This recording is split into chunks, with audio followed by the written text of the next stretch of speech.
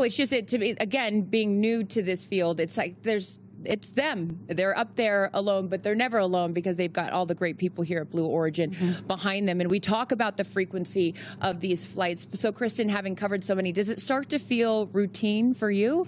It totally starts to feel routine, right? But that's exactly the point, to normalize human spaceflight and make it really safe. But, you know, then I have to catch myself and be like, no, there's actually nothing routine about this. There will never be anything totally routine about this, because don't forget, what these 6 women are about to do today is strap themselves on top of essentially a controlled explosive, a bomb. Don't tell Gail King that, right? No. Don't let her hear that. Controlled is the key word I would use with her. Controlled explosive. There is risk in that. No matter what you do, there is some risk. So you have that to think about. And then you have Blue Origin landing a booster vertically. I mean, that is something that had never been done before until just a few years ago. Truly the stuff of science fiction now come to life. So yes, it does become routine, but it's also routine and extraordinary all at once. Well, I feel so grateful that we're not just sitting in a studio talking about this. I know. This isn't a green screen behind us, ladies and gentlemen. We are here on the ground. So many amazing things around us. So just to orientate the viewer, where are we exactly? Well, a couple days ago, I caught up with one of our astronauts. As I mentioned earlier, Lauren Sanchez is a pilot, and she gave me an aerial tour of Launch Site 1 here in West Texas. This is West Texas, the home of Blue Origin, and it's just this vast, incredible space. Where did your love of flying come from, Lauren? My dad. So he was a pilot. My dad was a pilot, is still a pilot. He's 84 and still teaching how to fly. Wow. And I love it. Flying to me is complete freedom. You're at the controls, you're seeing the world from a different perspective. Okay, first look to the left. Okay. That's where the booster is going to land, right on that spot right there. Wow. Isn't that so cool? Oh, Counterclockwise. Catch your my goodness. Yeah. And then look, and then our capsule is going to land somewhere in this vast open space. I can only imagine how you're feeling, in the sense that when you sit here in the pilot's seat and you fly this helicopter, and then in 2 days you're going to be going to space. Like that, it just blows my mind. It blows my mind, and I can't believe that we get this opportunity. It's really not about going to space. I think it's about what all of these women are going to bring back, the stories that they're going to be able to tell, the lives that they're going to be able to touch. And also, it's just fun. Yeah. Like, we get to do something that's fun, and I'm really excited about that. Pictures of you. This is where the rocket takes off, by the way. What's really cool about the Blue Origin rocket is that it's hydrogen and oxygen. So guess what the exhaust is? Clean. Water. Clean, yeah. Water. Why is now the time to do this, Lauren? Why not? Yeah. Now is the time, because Blue Origin is making it possible. And it's going to get more and more accessible with each passing year. Being able to share this experience is really what it's all about. And Aisha, Amanda, Gail, Katy, Kerianne, being able to share it with the kind, generous powerhouse of women is what makes it all worth it. It really does. Now, as you sit here just a couple days away from going to space, piloting your own helicopter, it says so much about you. Don't know where your dreams are going to take you, but you're here and it's your reality. And it's the most incredible adventure ever, and that's life. It's so impressive that she does that, and while answering my questions for an interview. So we will hear more from Lauren later on in the show. But right now, let's welcome in the 4th member of our broadcast team, Blue Origin's Tabitha Lipkin is over at the Astronaut Training Center. Tabitha, good morning to you. And I know that you got a front row seat there seeing the astronauts as they arrive bright and early today. What is the vibe of the new Shepard crew this morning, now that the morning is finally here? Oh, there is so much energy here. In fact, I've already heard happy screams screams coming from inside the astronaut training center. And these women are feeling all the feels, right? This is a very human emotion to feel energy, excitement, a dash of anxiety as you kind of teeter on the edge of history. But these women are all rock stars in their own fields, whether they are performers, storytellers, advocates,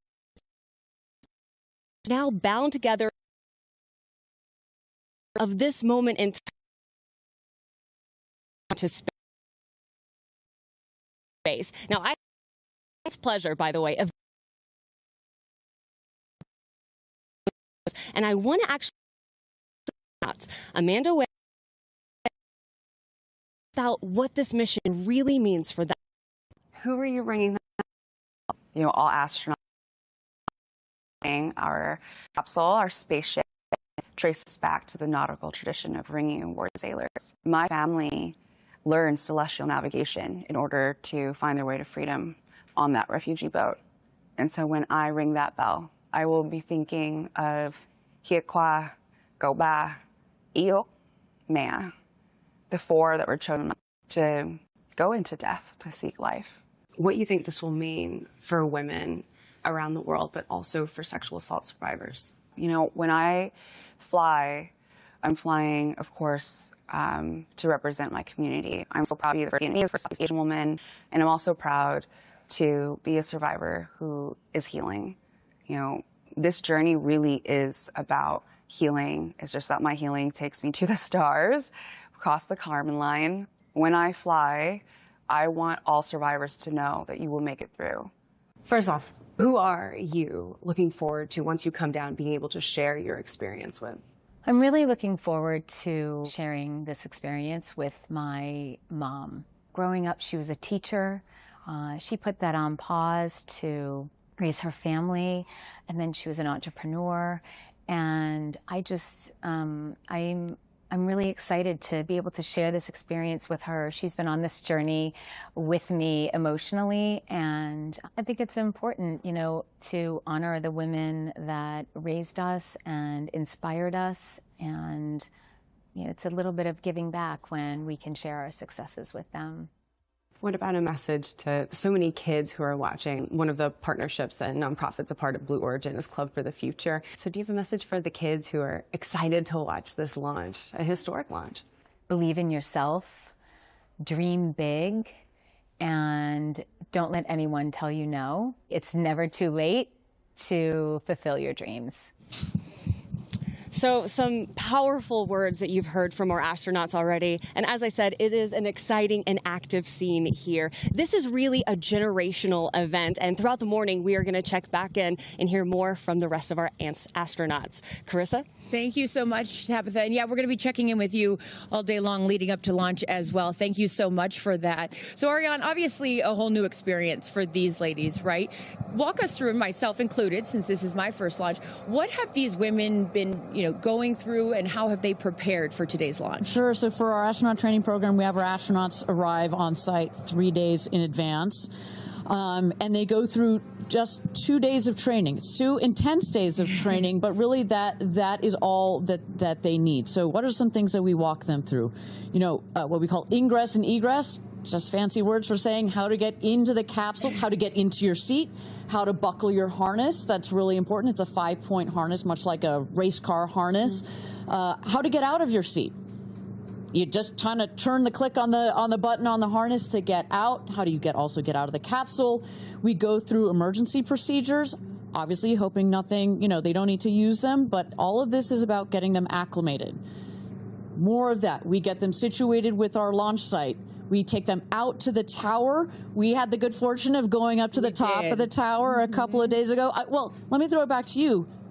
Even with the rocket there, without the rocket there, you felt something, right? Oh, yeah. Going up in that elevator, I was like, oh my goodness. I can only imagine how they felt. But the importance for them, you know, again, in my world of football and sports, it's the run through. Here we are at the top there, and the rocket, and again, correct me if I'm wrong, Ariane, will be right behind where we're standing, right? That's precisely, sort of that is the gantry that goes out and connects with the capsule, yeah. Yeah, but a walkthrough, right? It's important for them to get acclimated so they're they're not doing it for the first time when they're about to go to space. So very cool. So much has went into it. We even got to peek in yesterday a little bit of the astronaut training, and I got the great fortune of going in the capsule and sitting in the seat. It's an incredible experience. But you mentioned those 2 days, and safety, of course, always top of mind here at Blue Origin and in space flight. So, Kristen, how does New Shepard stack up against some of the other spacecraft? It's got a great track record. And, you know, if I'm Gail King, again, I'm going to talk about Gail King a lot today. Who has admittedly said she's very nervous. She's nervous about it, which I find so refreshing. You know, you don't always hear that from the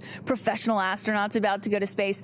She's admitted that she's nervous. So if I'm nervous, I would feel a lot better knowing that the rocket that they're about to fly on has an abort system or an escape system. And not only does it have that, but it has been tested and worked in real life multiple times. And so for those of you who have perhaps never watched a space flight before, the rocket's split into two parts. You have the booster on the bottom and the crew capsule where the astronauts are on the top. And so in an abort, or if something were to go wrong, the capsule could jettison away from the explosive, from the rocket itself. So that's critical because it means that the astronauts could get to safety. And as Ariane and I have been talking about, it's been tested 3 times, at multiple times during the ascent, and they actually tested it in real life once, back in 2022 when there was an in-flight anomaly, and it worked. So that was not, to be clear, that was not a test. That was, we actually used real thing. it. So it was not, it's not like we had set up this scene for us to test it. It worked perfectly. And it was uncrewed, right? But if astronauts had been inside, they would have been fine. Those payloads actually came out quite nice. We had some scientific experiments in there that really enjoyed the flight. Yeah, safety being paramount. Well, as I have admitted here, this is my first launch. I'm learning so much and have learned so much from you guys with your generosity over the last few days and months. But my day job is an NFL host for pregame shows, and I work with a guy named Michael Strahan. You might know who he is. Well, guess what? He became an astronaut when he flew up to space on New Shepard 19, and he has some words of encouragement for today's crew. Hey ladies, it's Michael Strahan. I just wanted to say good luck on your amazing flight today. It was life-changing for me. I hope it's life-changing for all of you. Cannot wait to see, because I experienced the joy I know that you're going to have. I hope you just go up, just take it all in.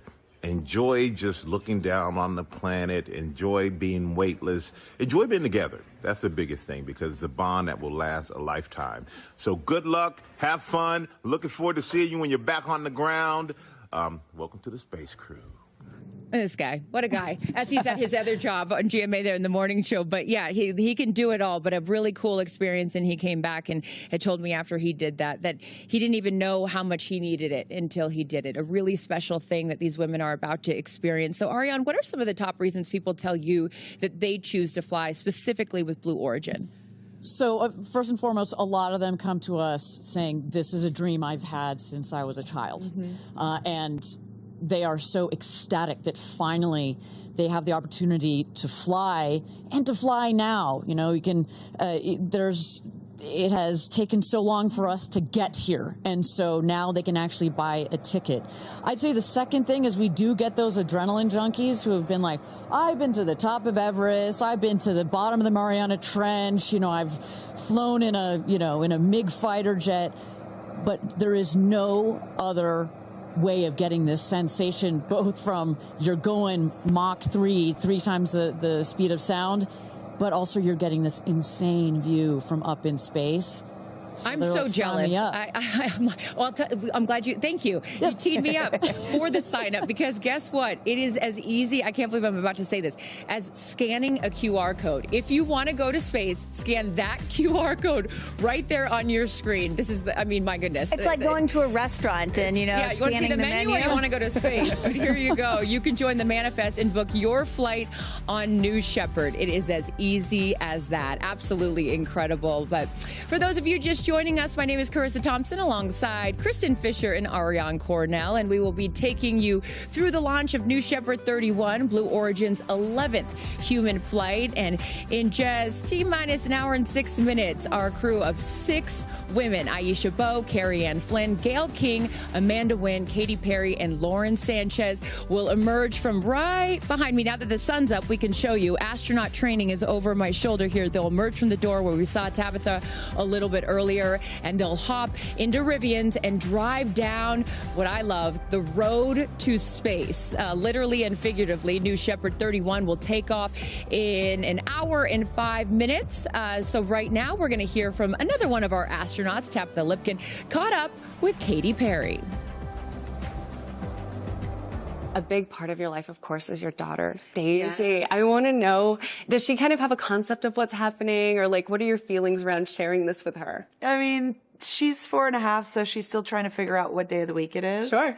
But it is very normal, you know, for us to talk about mommy going to space now. And I will be so excited to hold her when I land.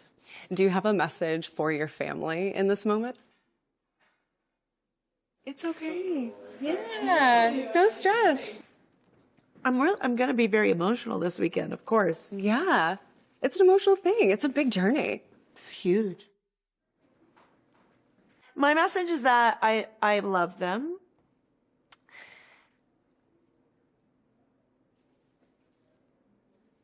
And I can tell.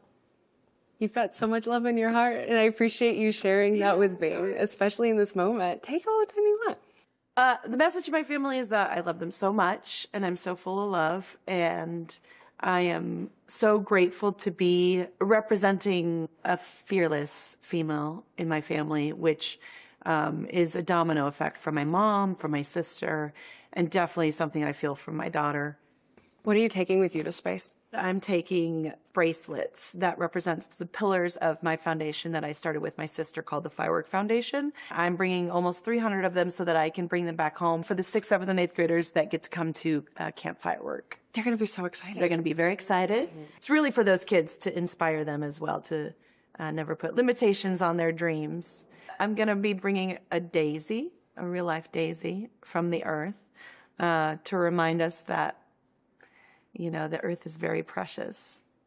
I'm also launching a tour on April 23rd in Mexico, and I'll be on tour for the rest of the year. And I think it would be pretty cool to reveal my set list for that tour in space. Is that what you're going to do? I just might. We can look forward to? Just on a little nugget? Little nugget, yeah. So with that, take advantage of it. Like, what's your message to your fans?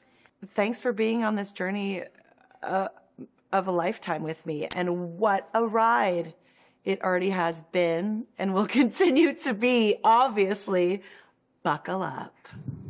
Oh, I love seeing her vulnerable, right? I mean, we always see her, she's tough, she's all this, but showing that emotion, that's a real thing. I saw her little daughter, Daisy, yesterday, and she's wearing her all pink astronaut suit, and she keeps going around being like, my mom's going to space. It's such a cool thing.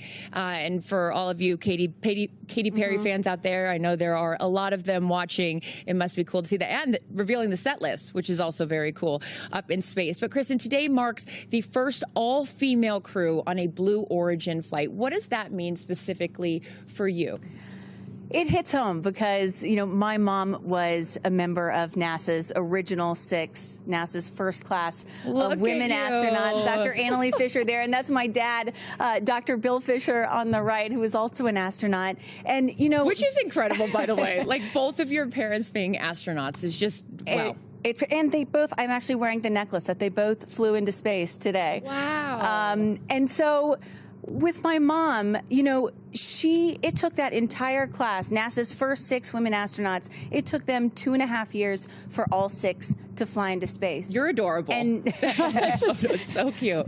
And now Blue Origin is sending 6 women into space in a single day. I mean, that's progress right there.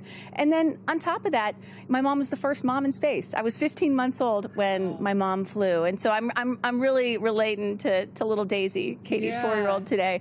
But, you know, back then when she flew in 1984, there was some people thought it was really impressive and incredible what she was doing, but other people were like, my gosh, how can you leave your 15-month-old baby back on Earth? And so today, here we have 4 moms, 2 mothers at the desk, a grandmother going up in space. I mean, it's truly generational progress, and it's just so cool to see. And I got to shout out to my daughter, Clara, who's watching at home, who is so upset that she can't be here today because she wanted to meet Katy Perry. But you know, hey, you got to go to school. So I got to go to school. I should mention to you that actually we at Blue Origin, we've got these what we call our business resource groups. So they're groups that you can join as the employees, and we've got one for the Black community, the Latin community.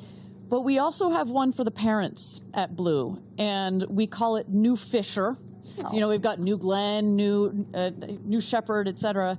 It's called New Fisher. There's the patch. It even has a patch. I just found out about this yesterday, by the way. Don't worry, we'll get you on. We'll get you. So it is so important, you know, what your mother has done and what these women are doing today. Well, and you know, ultimately, if space is about, if we're here to open up space to everybody, you know, someday in the future, it's not just going to be, you know, adults that go into space. It's going to be kids too, and entire families. So that really is also what today is about, the start of all that. It is. It's really special, and I love that it's getting light, so you guys can really get a full scope of what's going on behind us. And with that, we're going to send it back over to Tabitha Lipkin, who's moved over to the viewing platform where friends and family will watch today's launch. And Tabitha, one of today's astronauts, had a connection to Blue Origin before she even joined the crew. Tell us more about that. Oh, and it is such a beautiful connection. So I want to focus on Aisha Bowe for a moment. I mean, she just embodies what it means to be multidimensional, right? She talks about going from community college to space. She's representing the Bahamas, and she helped founded projects like STEMboard and Lingo. But within being multidimensional, she also was a mentor for an employee right here at Blue Origin who helped build the very rocket she is about to take off on. What was it like when you put the flight suit on? Gosh. Okay, the flight suit, first of all, we look good. It's amazing. Like, as I pulled up the zipper, I felt like a superhero. And then I just reflected on my life and the journey to the flight suit. My 92-year-old grandfather is making the journey to see the flight. And where he was born, in the Bahamas, they didn't have aircraft. He used to ride his horse around all the time. And so now he's taking an airplane to come see me fly to space. And that was at the top of my mind when I was zipping up the suit. What is your connection? You mentioned this briefly when you were at NASA. There was an intern who now actually works here at Blue Origin, and you guys are tied in together. I want to know that story. I went to an aviation museum day for young girls who were interested in aerospace, and I met Claire Luce. And she said, I want to be an aerospace engineer. And she asked if she could come visit. And I was like, yes, of course. Well, that one day turned into me mentoring her, and that 13-year-old girl became a 16-year-old who had an internship at NASA, who then decided to become an aerospace engineer. And today, Claire is working on the very same rocket engine I'm going to fly on. And so to know that when I step in that rocket, that someone who I've known since she was 13 has had her hand in making sure it's safe means all the world to me. I mean, just an incredible story, right? To have that connection with Claire. And you know, Aisha's also been a big proponent of Club for the Future, which is Blue Origin's nonprofit, where you can get free space-related lessons, but also we're sending postcards to space. And Aisha specifically is sending postcards all the way from India, Kenya, the Bahamas, and all across the United States. Pretty remarkable. Oh, that's such a great story. Thank you, Tabitha. We will check back in with you in just a little bit. But in seat number 1 will be Lauren Sanchez, who has seen her fair share of human flights from the ground. And I had a chance to catch up with her to discuss her flight to space.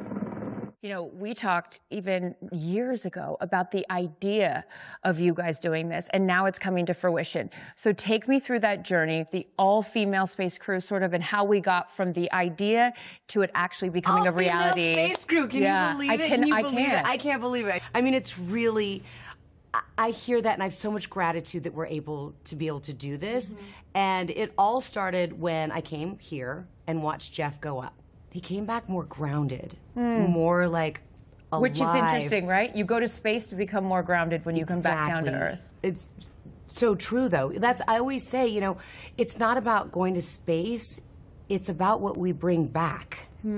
And I get to go with 5 incredible women, explorers, but storytellers, to inspire a new generation to be interested in space exploration, to inspire a new generation to explore. When you explore, you also bring out the curiosity in someone, and curiosity leads to solving problems. I look at your story, and you've been so open about your dyslexia, and now here it is that the teacher that diagnosed you with dyslexia is going to be at your launch when you go to space. Why is it so important that your teacher is here for this moment, Lauren? Gratitude. Where I am right now is in part because of her. I was always told, you know, oh, you don't belong. You don't belong. I was a female in sports. You don't belong here. Do you know what I mean? I was a journalist, and I was a really young journalist. You don't belong here. Like, you're always told you don't belong. But the problem is, you know, people get told that all the time. I was starting to believe it. And that's what this is for all those girls out there that feel, or for anyone out there who feels they don't belong. If you're there, you belong there. I love that. Has Jeff told you what you could expect? What has he shared with you about his experience? He told me that it's going to change me more than I know. And I believe him. Yeah. He goes, I can't even explain to you how you're going to be changed, but you will be changed. What would you tell the little girl in the back of the classroom that is scared to go up to the front and do the class presentation or answer the question? What would you tell that little girl as you sit here just a few days away from going on this incredible adventure? It's okay to be nervous. It's okay not to be the best. It's just okay, and you belong here. I love her. It is worth mentioning, you guys, that going up with Lauren on her flight will be a Teachers in Space student experiment inspired by students across the United States, which will measure things like acceleration. So this is a different QR code. Access free space as we await astronauts coming out of training onto that road to space. Again, full admission. This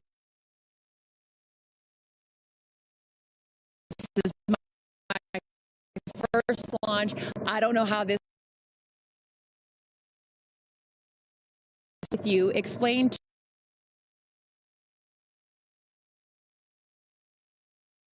going up in today. What we're going to end time for this mission, only about 10 or 11 minutes. And so it's going to start on the left-hand side of your screen. That is liftoff. Then there are 2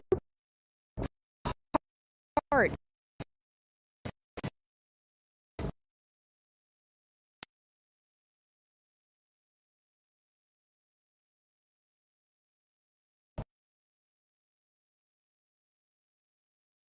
To this spacecraft, you have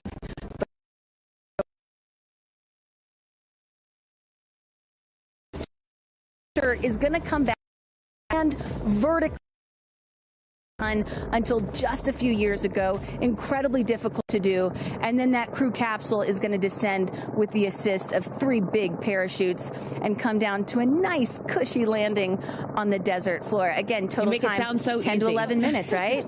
I mean, it's going to happen really fast. It will happen really, really fast. I should note on the booster, so we made history with this new Shepard rocket, not the exact tail that we're flying today, but we were the first organization to ever land a rocket from space and reuse it, and that happened just 2 miles north was the launch pad, 2 miles beyond that was the landing pad where all of that happened. It was really exciting.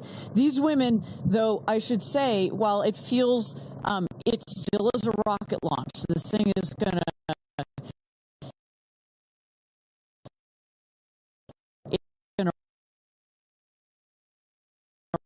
rattle. It's going to rumble.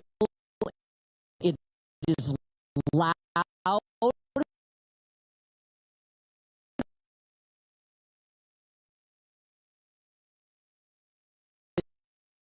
A little bit more since and right there now Ariane's next. Sure. So the astronauts, here you see Amanda, there's Lauren, Kerianne. So they're gonna get there's Katy and Aisha. So they're all gonna get into the Rivians. Look at Gail bouncing up and down. She doesn't look nervous at all. She's ready to go. So they're going to get into the Rivians. They're going to drive just behind us. We can already see the friends and family starting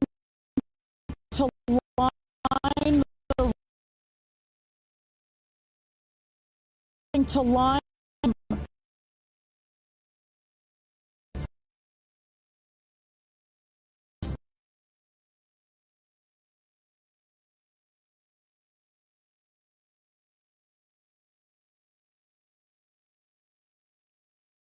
right in front of Katy. Look, she's one of those river one in the foreground, backing up. That is Sarah Knight's. And just right now, because we're about to go to go pull for astronaut load, let's take a listen. 7. Moving on, Capcom. Go. Engineering. Go, green board.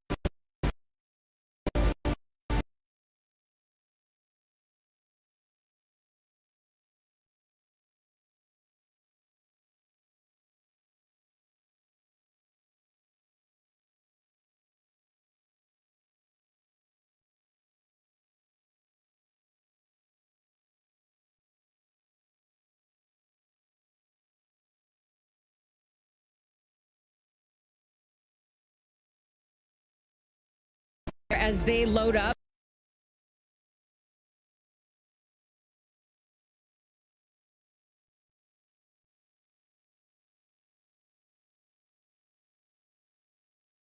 Rivians here road to stop there. They will out, take a very quick photo, and then get back in the Rivian.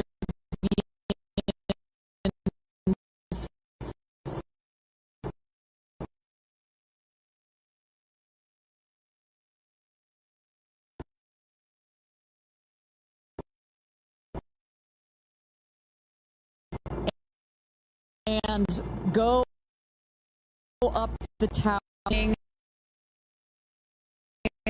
How years ago that she happening? It's got to be very exciting for them. Yeah, and Katy sticking her head out too, going to give a little wave to her daughter Daisy. They're all sticking their heads out the window. It's too bad that all three of them are so shy, you know. Well, and you know, we often talk about how it is oftentimes more difficult for the people who are left behind on Earth, their friends and family, to watch this, to watch your loved one going into space. That's what Lauren said. She said, when I was waiting for Jeff to come back, I was so nervous because, you know, you can't control anything. So seeing her right now, I imagine that emotion, friends and family there to cheer them on as they head out. You know, one of the other nice things about not having to go into orbit for a multi-day mission is you don't have to go in quarantine. Right. You can actually be with your friends and family right up until the moment of launch. Such a good point. For those of you just joining us, Carissa Thompson, Kristen Fisher, Ariane Coronel, and Tabitha Lipkin here for coverage of New Shepard 31, Blue Origin's 11th human flight. You're looking at all the future astronauts, right? We can't call them astronauts yet until they pass that Kármán. Well, our crew are all female crew. Yeah, are soon to be astronauts. Soon to be astronauts as they make their way out to the road to space here in T-minus 46 minutes as we count down here. How does this compare, Ariane and Kristen, having seen so many launches to some of the other ones that you've seen? Well, I think to Kristen's point, you know, this is, you know, for let's say a NASA launch, you know, they have to be quarantined. You kind of wave from afar. The families. This is a parade. Yeah, it's a parade. They're really integrated into this experience because, as you know, as I mentioned, when these people go to space, so often it's, I've been dreaming about doing this since I was a little boy or a little girl, and the family and the friends come along this journey in supporting these people, and so to be able to have them there right up just into the last minutes like this is really important. And we knew when we designed this whole astronaut program that incorporation of the families and the friends was going to be very, very important. Why was it so important? Well, I think among other things, you know, precisely these aren't, you know, these are not people that have trained for years and years and years, right? You not quite as Kristen as your parents. They're not fighter pilots. You've got people that are very normal, you know, like Gail has been very clear about her emotions and her nervousness. We want them to have the support and the love of their friends and family. And this is a moment that will change their lives forever. It is a moment, getting that chance to see the Earth from space is something that will forever change their perspective. They will come back slightly different people. And so for a moment like that, oh, and here they come. Yeah, as right they're by our stage. right over our shoulder here is our set as we wave to the incredible women here. And each crew names themselves, right, Ariane? So this crew has named themselves the 6 that are taking up space. Good luck. I love it. I love it. Well, I think what's so fun about this, to your previous point about this full experience and getting access to see them and send them off, it has to give them some comfort, right? I mean, you're going to do something that is so out of your comfort zone, that to see and to be around people that you know and that you love on your way out to the road to space is really special.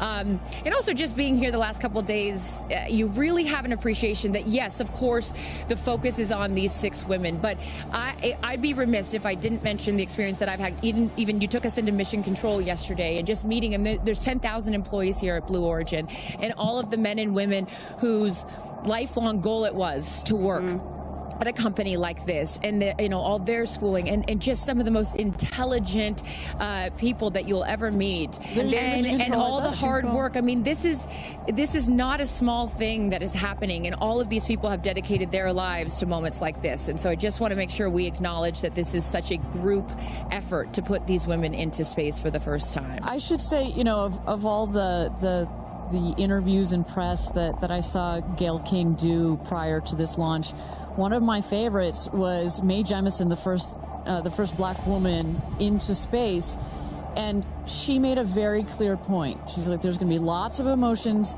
on I want to say game day, on launch day. It is game day. On launch day, but there, you can see she's got tears in her eyes already, and just know that you have some of literally the world's most intelligent people that are taking care of you, that are watching this rocket, not just today, that the energy that has been put into this vehicle over the last several years, the several months that have been taken to plan this mission, and in the last final days and hours as we check the vehicle, we only send them out there and only send them up into space when everything is ready. We take this very, very seriously.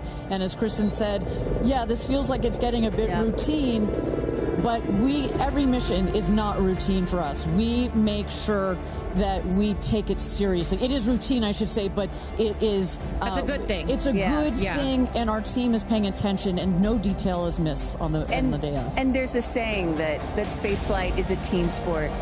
And, you know, it's not, there's so much focus on the astronauts, but it really is a team sport. And I think we really got a sense for that yesterday going into mission control. For those of you just joining us, Carissa, Kristen, Ariane here, Tabitha with the friends and family, and then we see the astronauts here. They have loaded up from the astronaut training center. They're in the Rivians, going at quite a speed, I will say, on the road to space, which what a is shot. Look at that really sunrise. beautiful. I was just going to say, which is such a beautiful shot there, the aerial view from our helicopters. But, you know, there's been conversation leading up to this, and I loved, Kristen, you had pointed out when you get asked, like, well, why do this?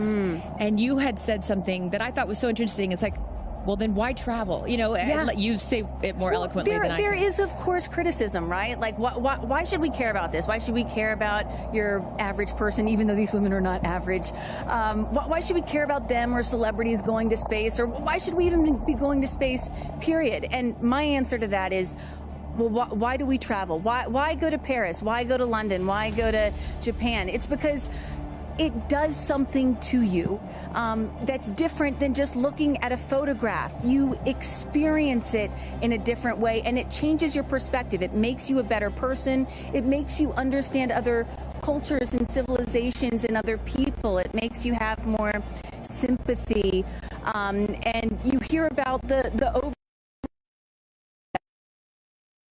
come back to Earth, and is where you more, and you realize that we are all just one. So I'm excited to see what they have to say. And I'm excited. Look, the moment has come here. So Ariane, walk our audience through sort of what happens next as they are approaching. Sure. So they have just driven down the road to space, the 2 miles. They are going to go to the north end of that circle and jump out of their Rivians and take a cool shot, a photo that is, with the rocket in the background. Again, all of this is very tightly choreographed, and we want to make sure that they do this quickly so that they can get back in the Rivians, go back around the circle to the base of the tower. At that point, we're going to get them into the elevator that will take them up to the south tower. That's the one in the background.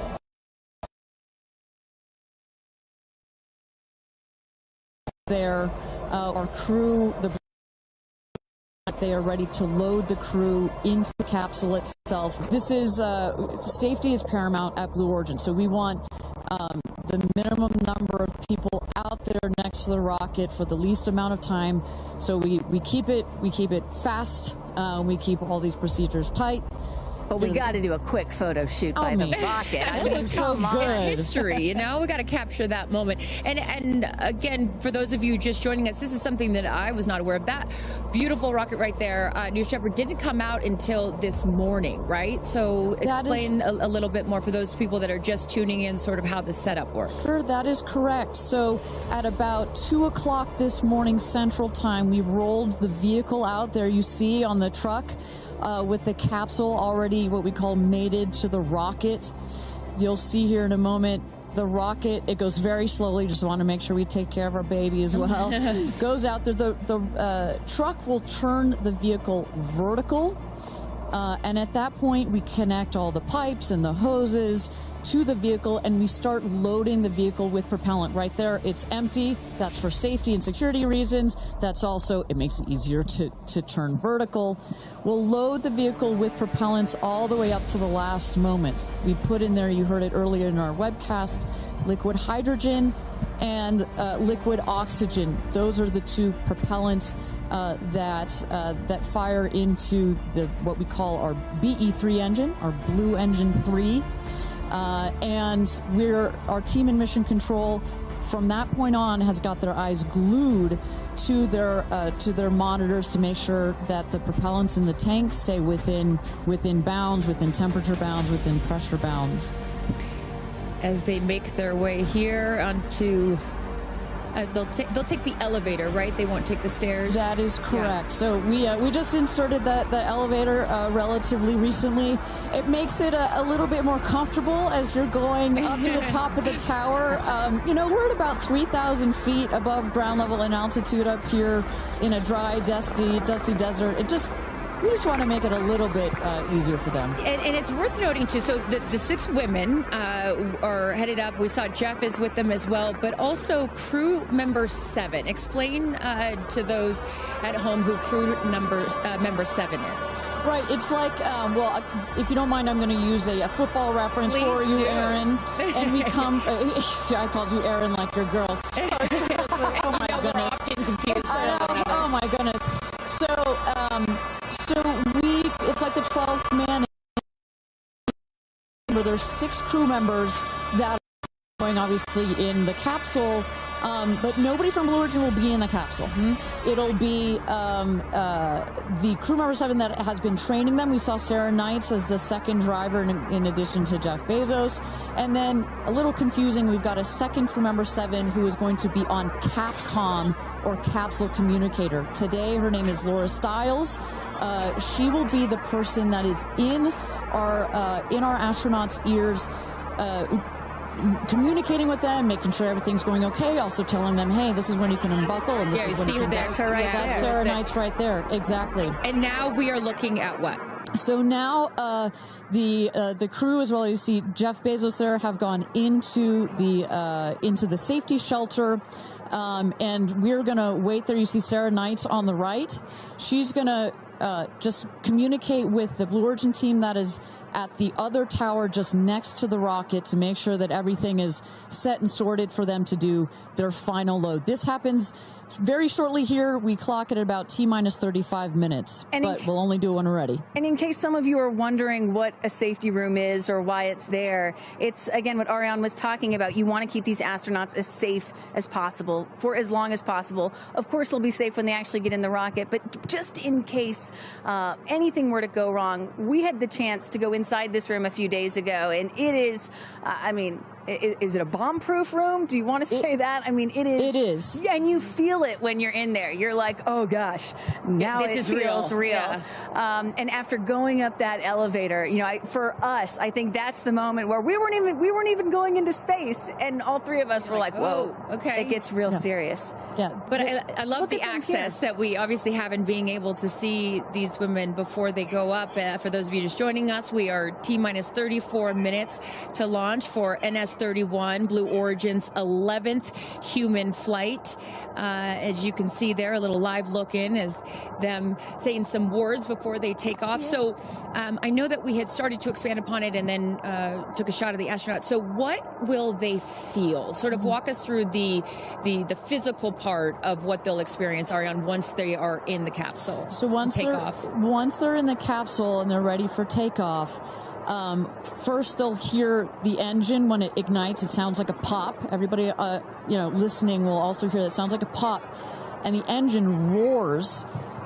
We hold the rocket down for about 7 seconds. Make sure it's all ramped up.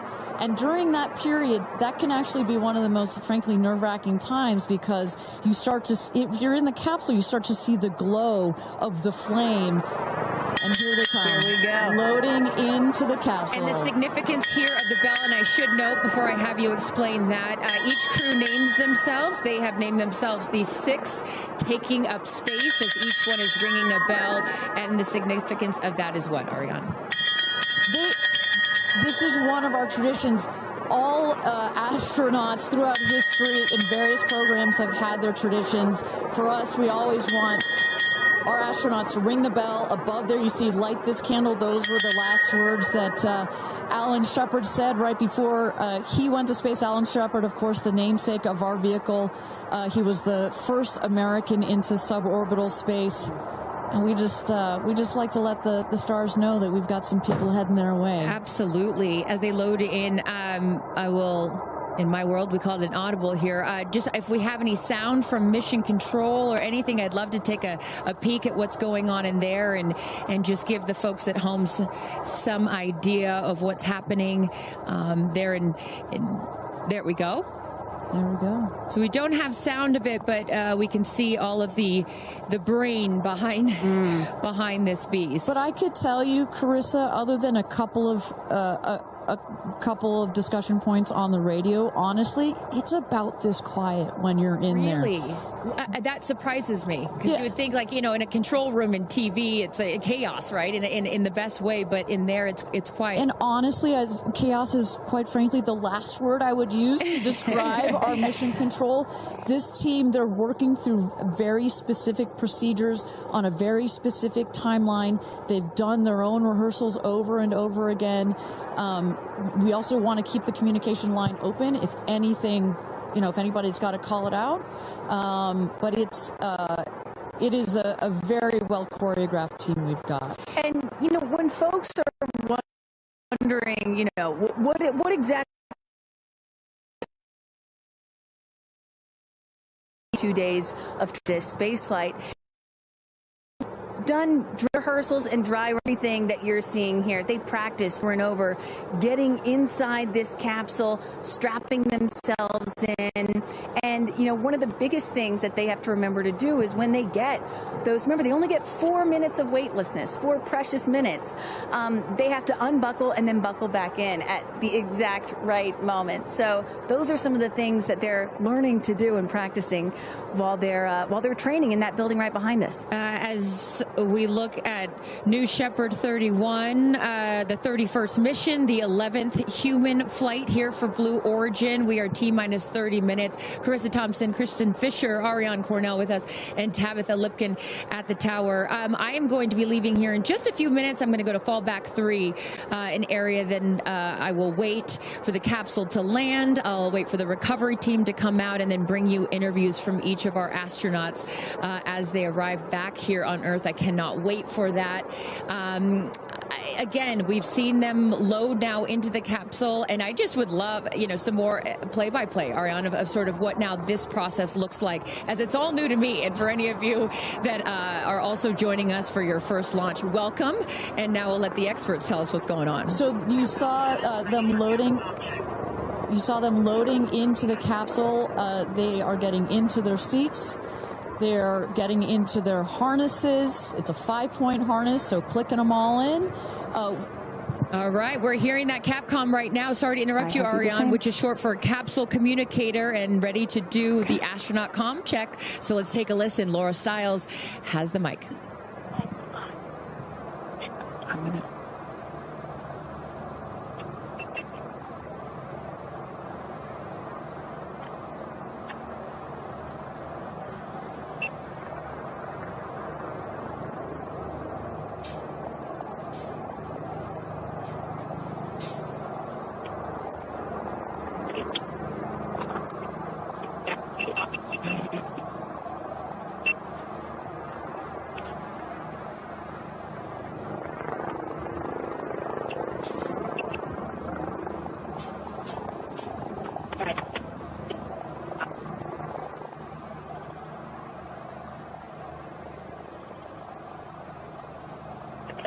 Sales look great.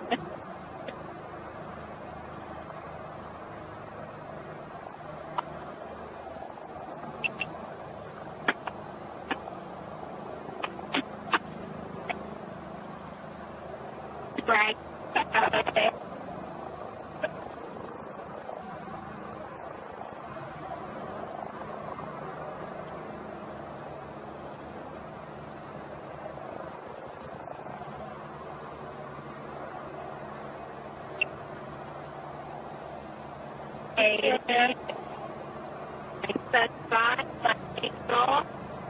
Right.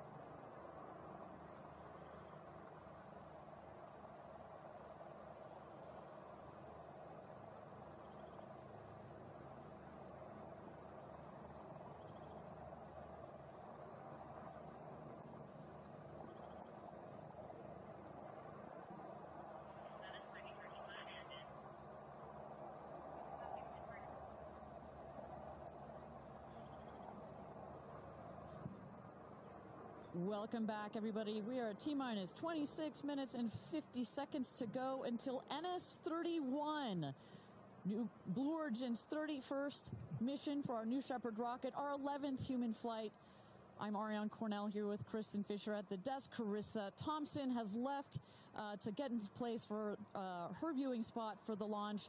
We are waiting on Capcom, or the Capsule communicator, to run the comms check with our astronauts. But Kristen, we were just talking a second ago about, you know, what's going on here. We see our crew member 7, Sarah Knights, who's coming out of the capsule there. She has helped load our crew into the capsule, has done just a double check, making sure those seatbelts are nice and tight, as well as made sure that the earpieces and everything are set for our astronauts.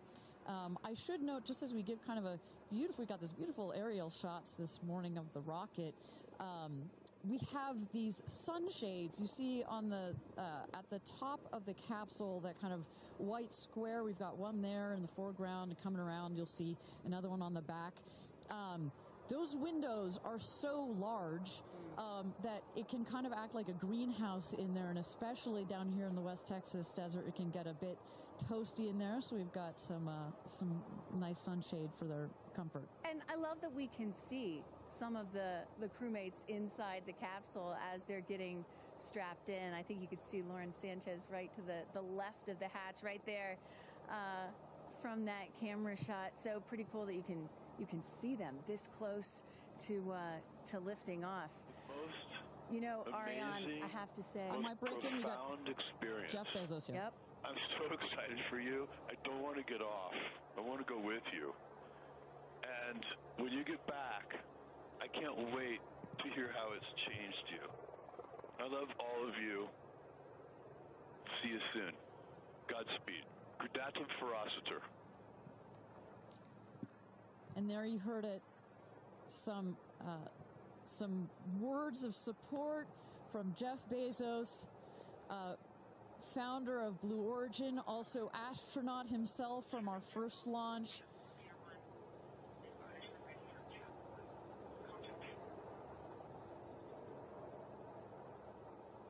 So, of course, Lauren Sanchez is Jeff's fiance, one of her supporters. But as we mentioned before, we've got lots of friends and family that are supporting the rest of the astronauts here. They are out at the viewing tower. Let's turn it over to Tabitha. Tabitha, have you had a chance to chat with some of the family members out there? You know, a lot of friends and family have come out here, and it is an exciting vibe. I am standing by with two women. Production.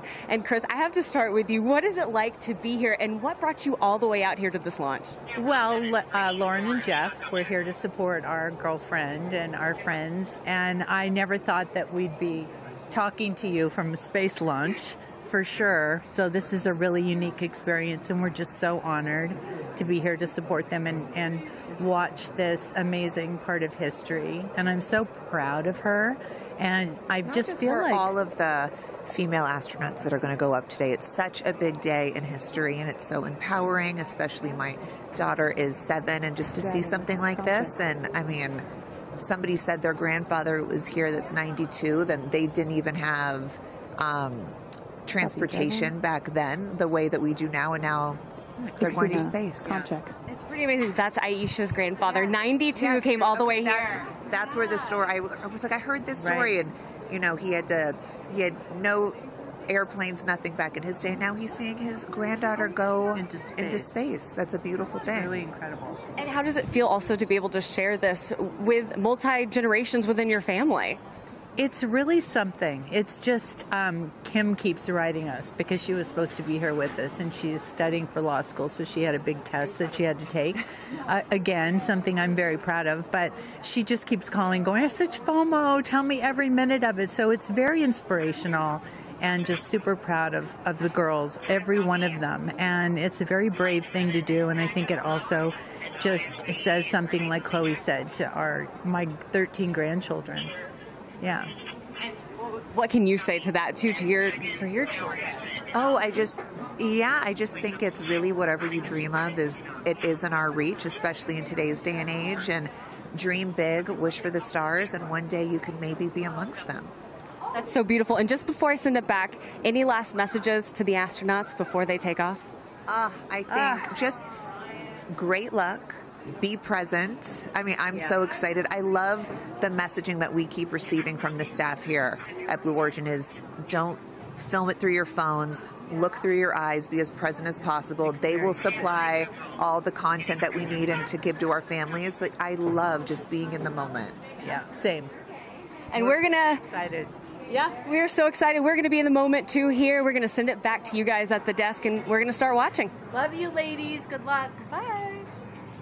We had no idea that Chris and Chloe were going to be here, and we're about to be interviewed by Tabitha. So that was a nice little treat. They sure looked the part, you know. Oh, they're ready for their day out here in Texas. I love it. Yeah, and you know, for those of you watching, we're really in the middle of the desert. We're a solid 2-hour drive from El Paso. And as you were saying yesterday, Ariane, you know, you really get the sense like you start in El Paso and the more you get out here, you do start to feel like you're on another planet. I mean, it's got quite a moonscape, Marscape vibe. And our guests that are here today, as we just saw in Chris and Chloe, are dressing the part.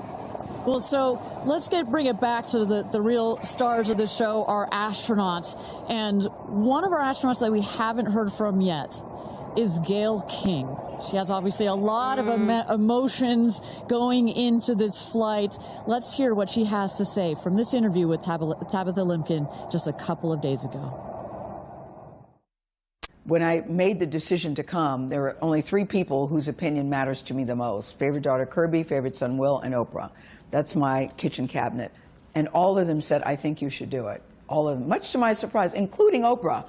I really thought she was going to say, nope, I don't think you should do it. And she was like, do it. She said, I really think you should do it because you've been talking about it. And when it comes back and you're not on it, you're going to be kicking yourself saying, I could have gone and I didn't. And I don't want to have to hear about it for the next few years. And, you know, I think everybody in this group is a storyteller and explore. And to be able to take this message and tell other people what it was like from our different perspectives, I think is very significant. Do you have a message for the kids watching? You should always know that no dream is too big. You know, we have someone, Aisha, who was told when she was a kid, your dreams are too big, you need to dream smaller. No child should ever be told that. And so I want people to know no dream is too big. And also, LL Cool J said this to me once, dreams don't have deadlines. Isn't that good? That is real good. Dreams don't have deadlines. I've never forgotten that he said that, and I believe that as well. What are you taking up with you? Oh, I have a bunch of stuff. I have Luca. I wanted one of his favorite toys, so I have a Sesame Street character called Tamir. Tamir is this little black boy with great curly hair, so Tamir gets to go to space. I have a wooden cross that you can hold in your hands. It fits like in 3 prongs. And a stranger came up to me at the airport. She said, I always hear you talk about being a nervous flyer, and I wanted you to have this. And so if you're ever on a flight and you feel nervous, take it out and hold it. So whenever I'm flying, I have this with me. Also, I just noticed, what is this on your wrist? So Jared, who's one of our jib operators at CBS Morning, his daughter, Denise, who's 7, made this for me. And she came into my makeup room and said, I made this for you. Someone else gave me Astronaut Era. That's pretty great. Space Sister, Amanda just gave me this. I mean, so I feel that I feel I'm pretty well protected. Absolutely. I will say this, as excited as I am, I'll be very glad when we come back down. I will be very, very, very glad about that. Well, clearly we heard Gail there and prior to coming down here in Texas, nervous and excited at the same time, but one of the things I like about this is that she just makes it real, you know?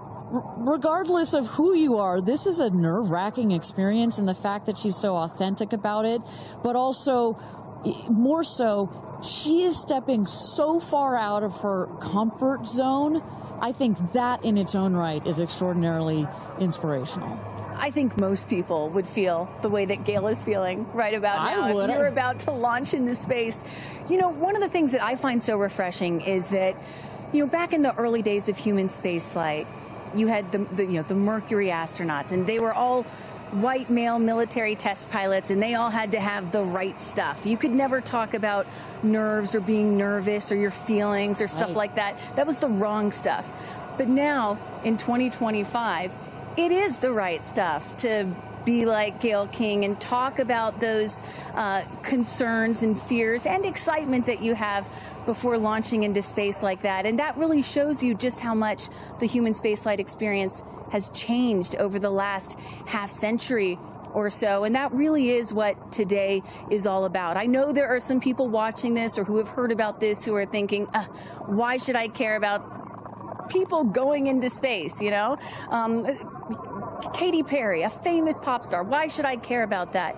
And the reason is, it's missions like this that really begin the process of opening up space to everyone, for all of humanity. That's what today is about. And I think we have to, it's not just about today. Today is very, very important, but I think also one of the reasons that I love working at Blue Origin is we think in very long time scales. Right? I honestly feel like I'm working at a company that will be here in at least 100 years. And that's how we think about space flight. Oh my gosh, look at that cute little kid. She is ready to go to space too. Aww. I absolutely adore that.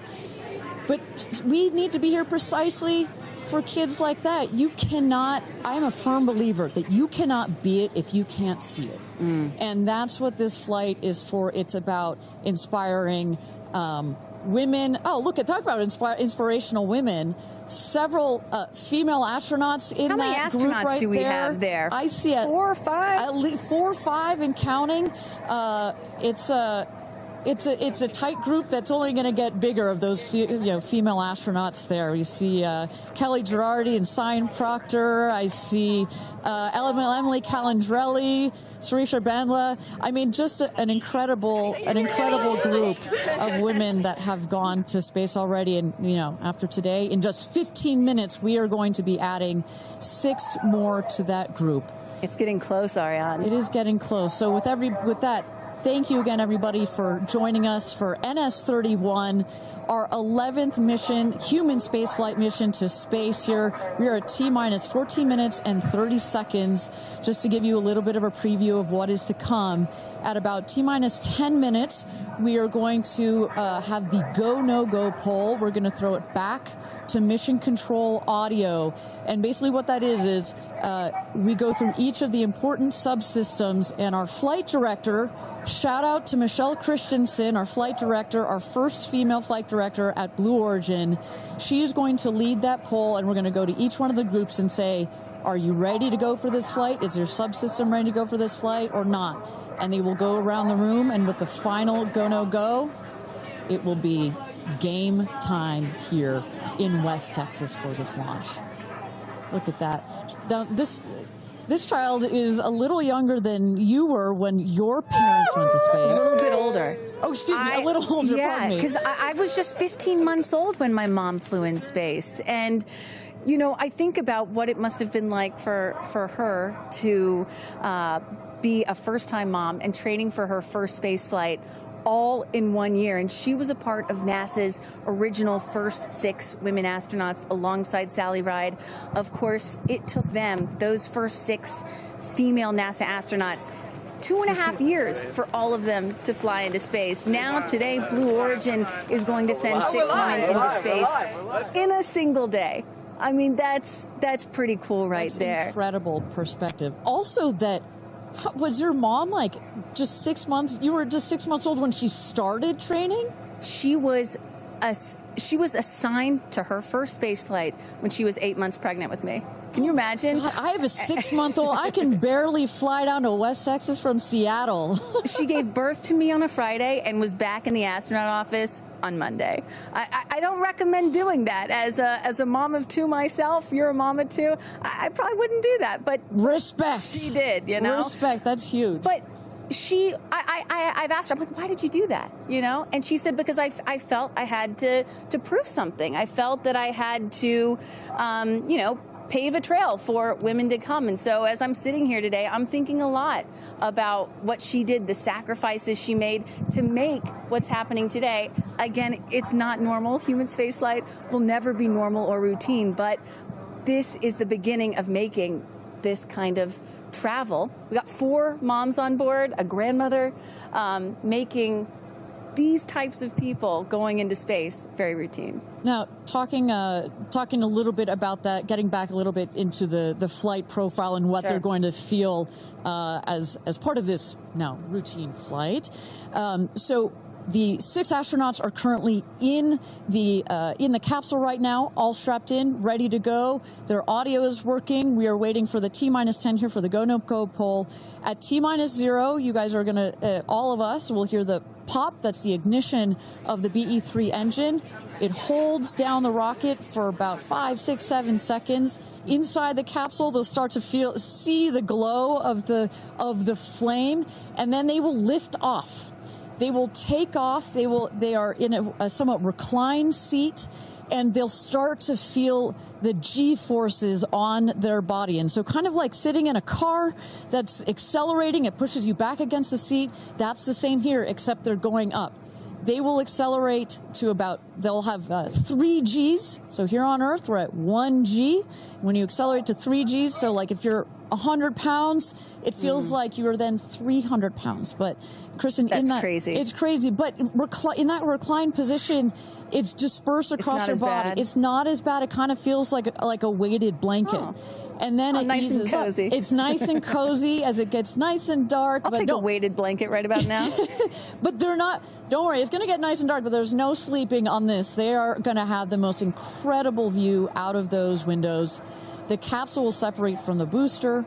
That's when they're going to feel weightlessness. They'll get the about 4 minutes to unbuckle, enjoy the weightlessness, enjoy the insane views out of those windows. They'll buckle back in, come back through the atmosphere. That's actually when they're going to have the peak G-forces. They peak at about 5 Gs. Which is kind of counterintuitive. You wouldn't think that you would feel the max G-forces on the descent, but that's when you do. But that's when you do, and it's kind of like, because you're coming back through the atmosphere, right? It's thin up there, you come back through the atmosphere, it's thick.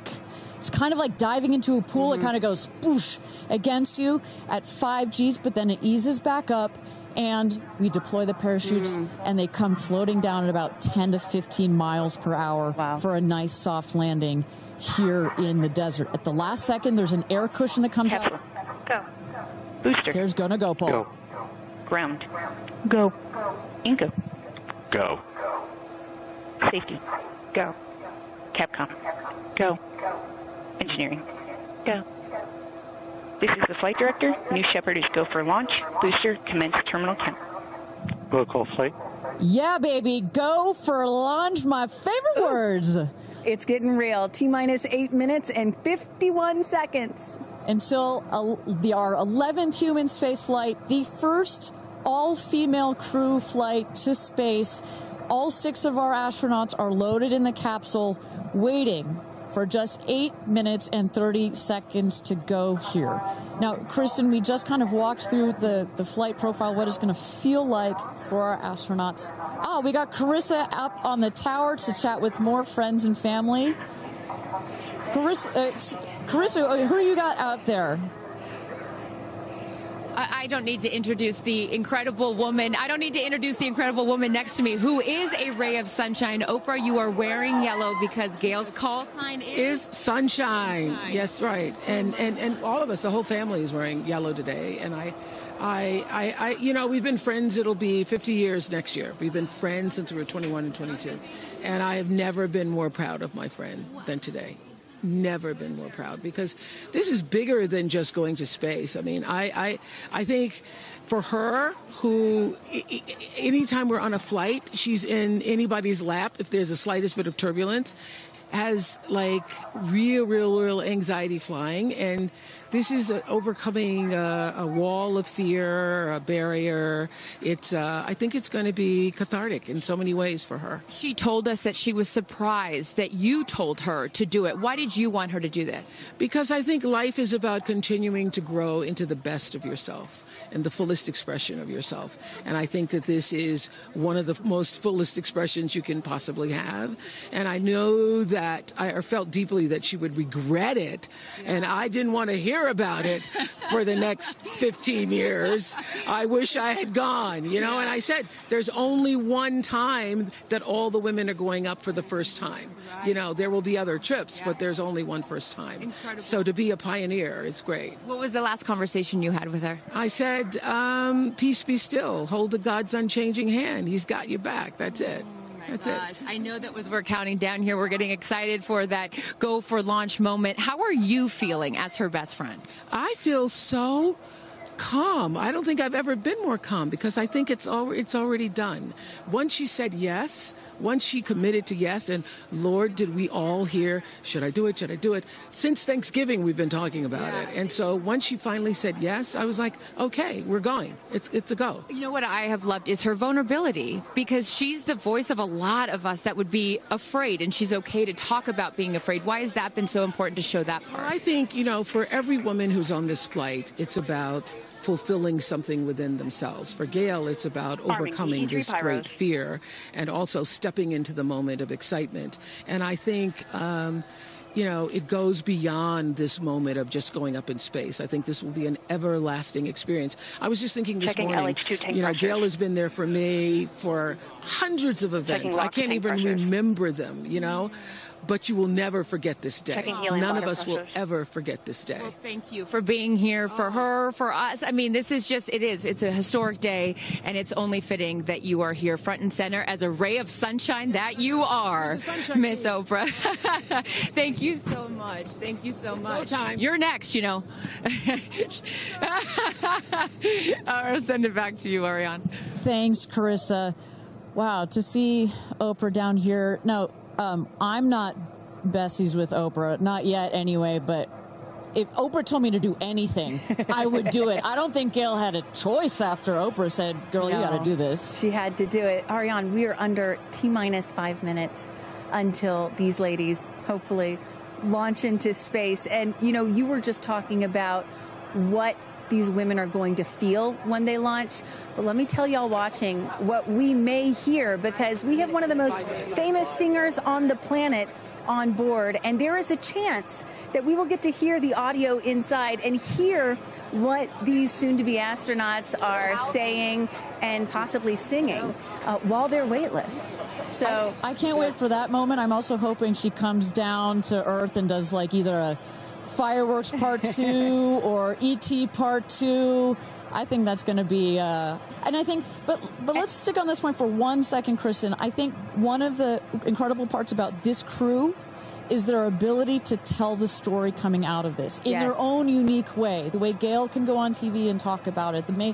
Amanda can go and continue to advocate for women more broadly about it. The way Katy can sing about it, etc. The way Kerianne can produce films about it. That is what is so special about this crew in particular. And that is what's so special about this new era of space flight. This is not NASA. This is not governments. It's not the U.S., China, or Russia.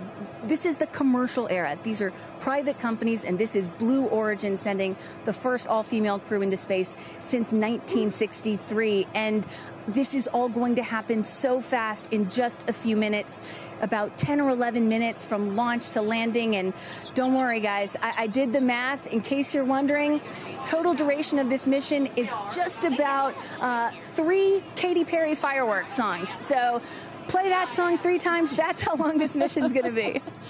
Fantastic. Well, so at T-minus 3 minutes to go until our 31st launch of New Shepard, our 11th human space flight. Just to tell you what's coming up here. At T-minus 2 minutes, we send the show over to the vehicle. It goes into autonomous mode. Command engine controller ready to start. We have our team, of course, in mission control that have their eyes glued to the screen there. There you goes, mission control, quiet and intense. There's one of our crew member 7's capsule communicator, Laura Stiles. She is communicating in the ear of our capsule, in the ears of our astronauts.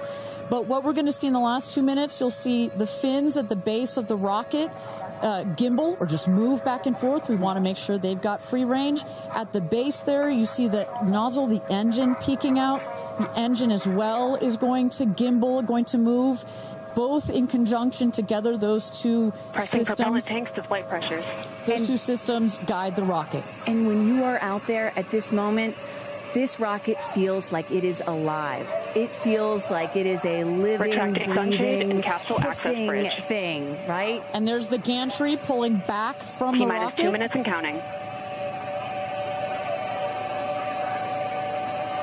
Transition to onboard hydraulic pumps. And this right here is the moment that they've been training for. 2 days, becoming a crew, becoming a team. After you go through an experience like this, it's more than a team. It's almost like a family. You are so tight to go through something as intense Executing as this. aft fin built-in test. And everything looking really good, Ariane. So far from mission control, everything is clean and green for this launch. T-minus 1 minute to go here.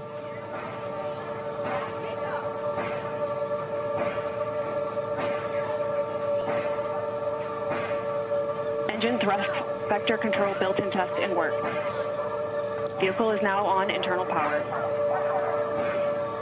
So in a moment here, we'll see those, what they call the bit checks, the built-in test checks. As you mentioned, Kristen, inside the capsule, you know, as you said, this is like a bridled beast. This thing wants to take off. Switch to onboard helium. Here we go. Good luck and Godspeed, ladies. We're cheering you on from Let's planet launch Earth. this Thrust rocket. termination system is armed. Whew. T-minus 22 seconds and counting.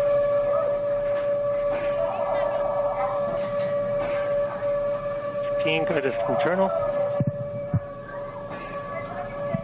T-minus 10, 9, 8, 7, 6, 5, 4, command engine start, 2, 1, ignition.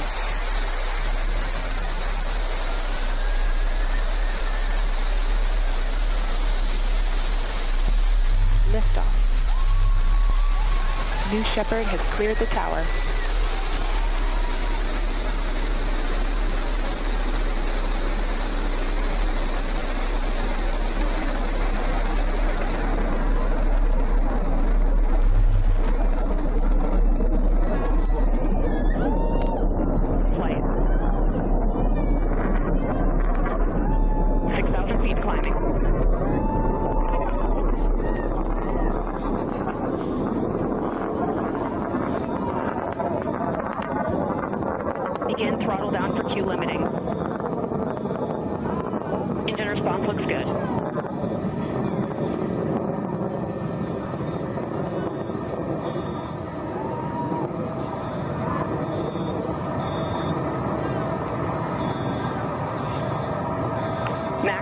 Maximum dynamic pressure.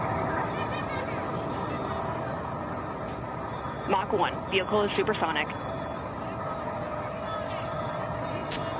Engine back up to full throttle. Supersonic. We have passed through max Q. Maximum dynamic pressure. That's when the vehicle, the stresses between the atmosphere and the speed are at their maximum. So to punch through that is so important. You see the BE-3 engines is firing beautifully. You see the stream of steam behind it. Those ladies right now are having an incredible view on their way to space. Passing through 80,000 feet, 1,300 miles per hour. They're going to peak at about 2,300 miles an hour over Mach 3, 3 times the speed of sound. Shortly coming up, we'll have MECO, main engine cutoff. We will turn off the engine, but the two craft, the capsule and the booster, will continue their ascent to space. Stand by, MECO.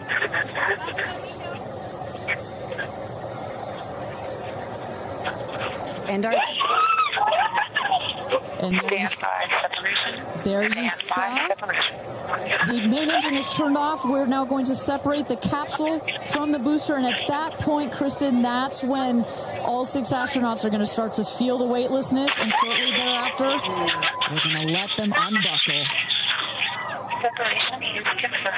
And that right there is the most critical milestone of this whole ascent.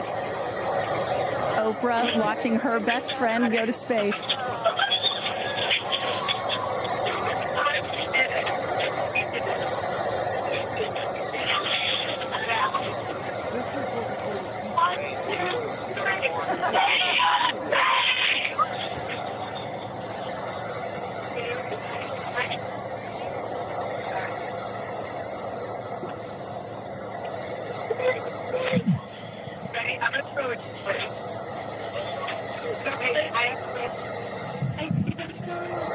And the 2 craft is separated. Put it up there. 328,000 feet, 100 kilometers. Welcome to space, ladies, or shall I say, astronauts. Oh, the moon! You guys, I will have to tell you, look at the moon. Look. Oh, my God! Oh, my God! Oh, my goddess! That's our pink moon. I love you, Shepard! And just in case it wasn't clear, So much. those are the astronauts. Those are their voices that you're hearing. And there, they have hit Apogee, the highest point in flight. Well over 345,000 feet, well over the Kármán line. Wow.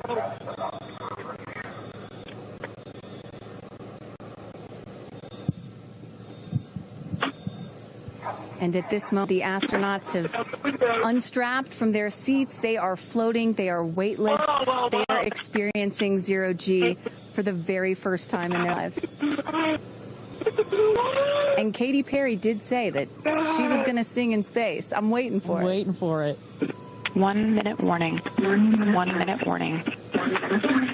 So that is Capcom indicating a 1 minute warning for our astronauts to take in those last views before they get buckled back into their seats. At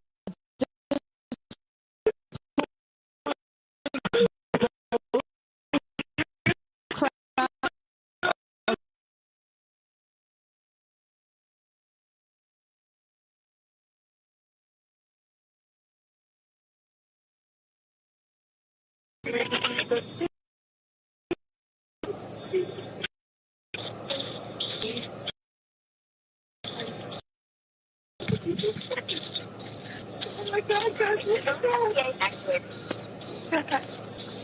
wow, so peaceful up here.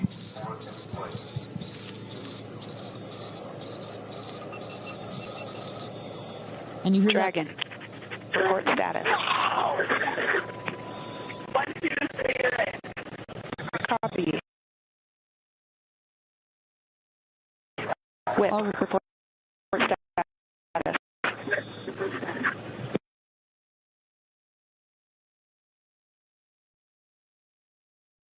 And a great, all astronauts are back. That is the rocket that is screaming back down to the capsule to its landing spot just 2 miles north of where it's taken off from. At the top of the rocket, you see a couple of fins that have popped out. Those are to stabilize the rocket as it comes into land. Shortly thereafter, you will see the drag brakes that deploy that will cut the speed of the rocket in half. And then in the last moments, and there it is. We can see it from the stage. There comes the rocket down. It's going to relight its engine. We're going to also see a sonic boom. We're going to hear that shortly here. And remember, this is something that had never been done before until just a few years ago. Truly the stuff of science fiction that you're about to watch in just seconds. Drag there we brakes. go. Woo! Engine relight.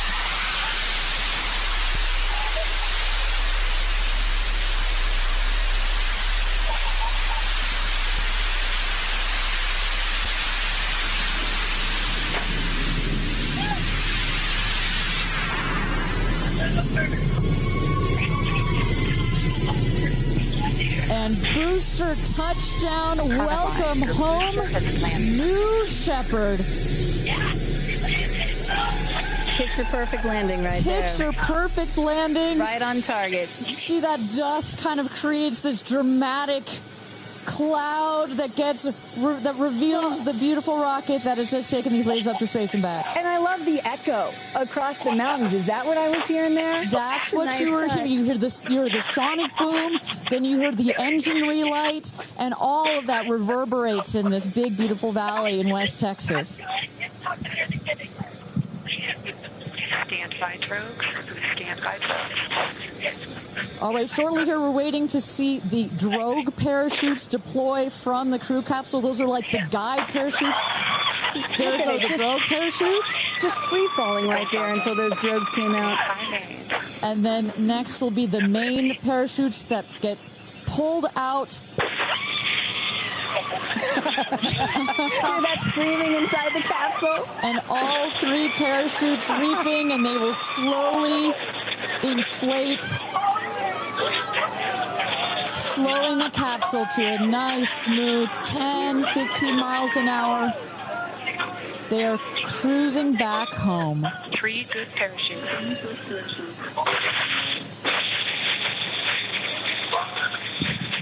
And I tell you, Kristen, from having gone through all of the simulations, I have gone through all of the training. They put you in the capsule that simulates all of this, including the sounds, and when you hear the motors of the parachutes pop out, that is the best moment in flight. Because I know Blue Origin does everything they can to make this as safe as possible, and y'all have an impeccable safety record, but it still has to feel really good when you know that you're coming back to Earth with those parachutes fully deployed.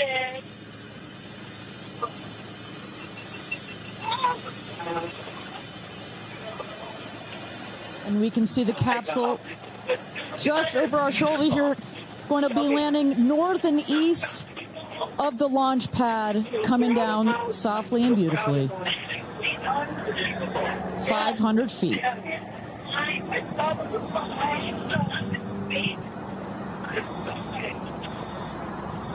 And you will see a puff of smoke when it touches down. A puff of dust. That's normal. A puff of dust, last milliseconds. Air cushion that will kick up the dust. It's a very soft landing despite the sporty perception. There it is.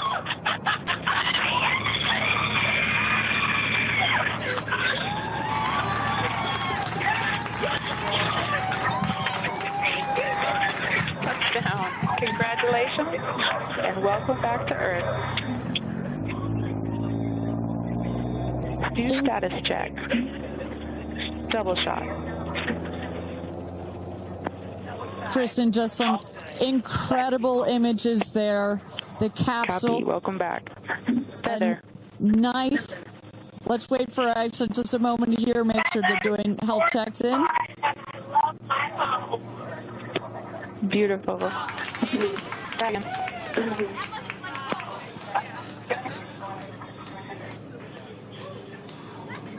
Yes, and as you heard it there, everybody seemed to be just as ecstatic to be back here, back on Earth. Everybody appears to be fine.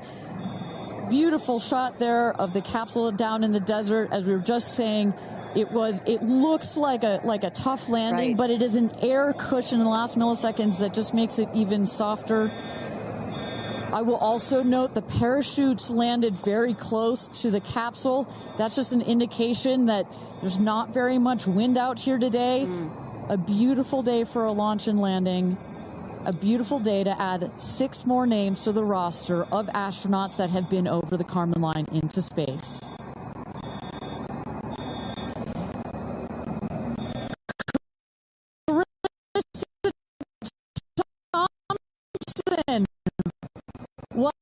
What's the view from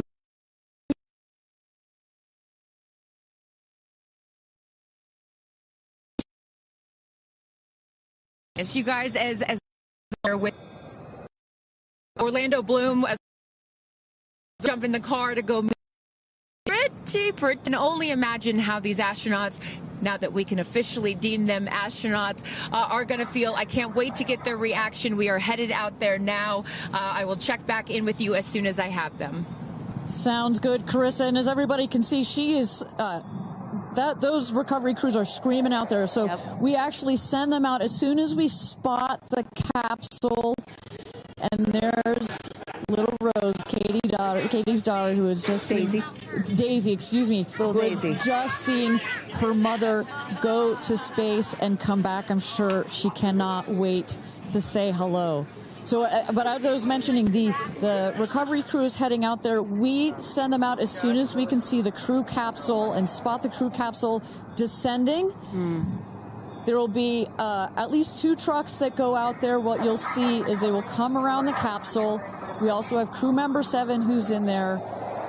She will run out, go around to each window, make sure that each astronaut is fine, and the recovery crews will safe the capsule before we exit the astronauts. You know, it's hard to pick a favorite moment, right? Launch, landing, it's all good. But the moment coming up might be my absolute favorite, right? It's the moment the recovery team gets out there, then all the friends and family, and we get to see the astronauts emerge from the capsule, and we get to hear what they thought from the last, 10 minutes or so that they were up in space. And I think one of my favorite things that I've ever seen in covering space, certainly with Blue Origin, was that moment for William Shatner, Captain Kirk, as he emerged from the capsule.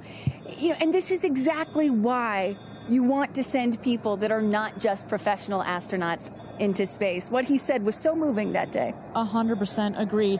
But it's not just the astronauts that are here that are being moved by this event. We've got Tabitha that's with some of the friends and family out there. Tabitha, give me an update from the viewing platform. I mean, not a dry eye in the stand, I tell you right now. Chloe, I just want to know from your perspective, that moment, what was it like? I don't think I realized how emotional it was going to be, and I literally had chills all over my body from the second it launched until the moment I just saw it land. And it's sort of hard to explain, because I don't think you would be that emotional, but it's incredible. It takes your breath away. And I feel like I have all this adrenaline and I'm just standing here. Right? It's very true. Same. It's really, first of all, we're so thrilled that the girls are safe and everything went so well. And so that's a relief because, I'm sure there's a lot of nerves up there, but to hear the girls screaming and having such they said they saw the pink moon. Yeah. I heard the audio. I was like, that is the coolest thing. So I cannot wait to get the footage from inside and to hear. I want to hear every little emotion that they had, and we can't wait to see the footage from inside. What are the chances? The pink moon, the rocket launch. It's so exciting. It's a great day. It's been a pretty phenomenal day. Great morning.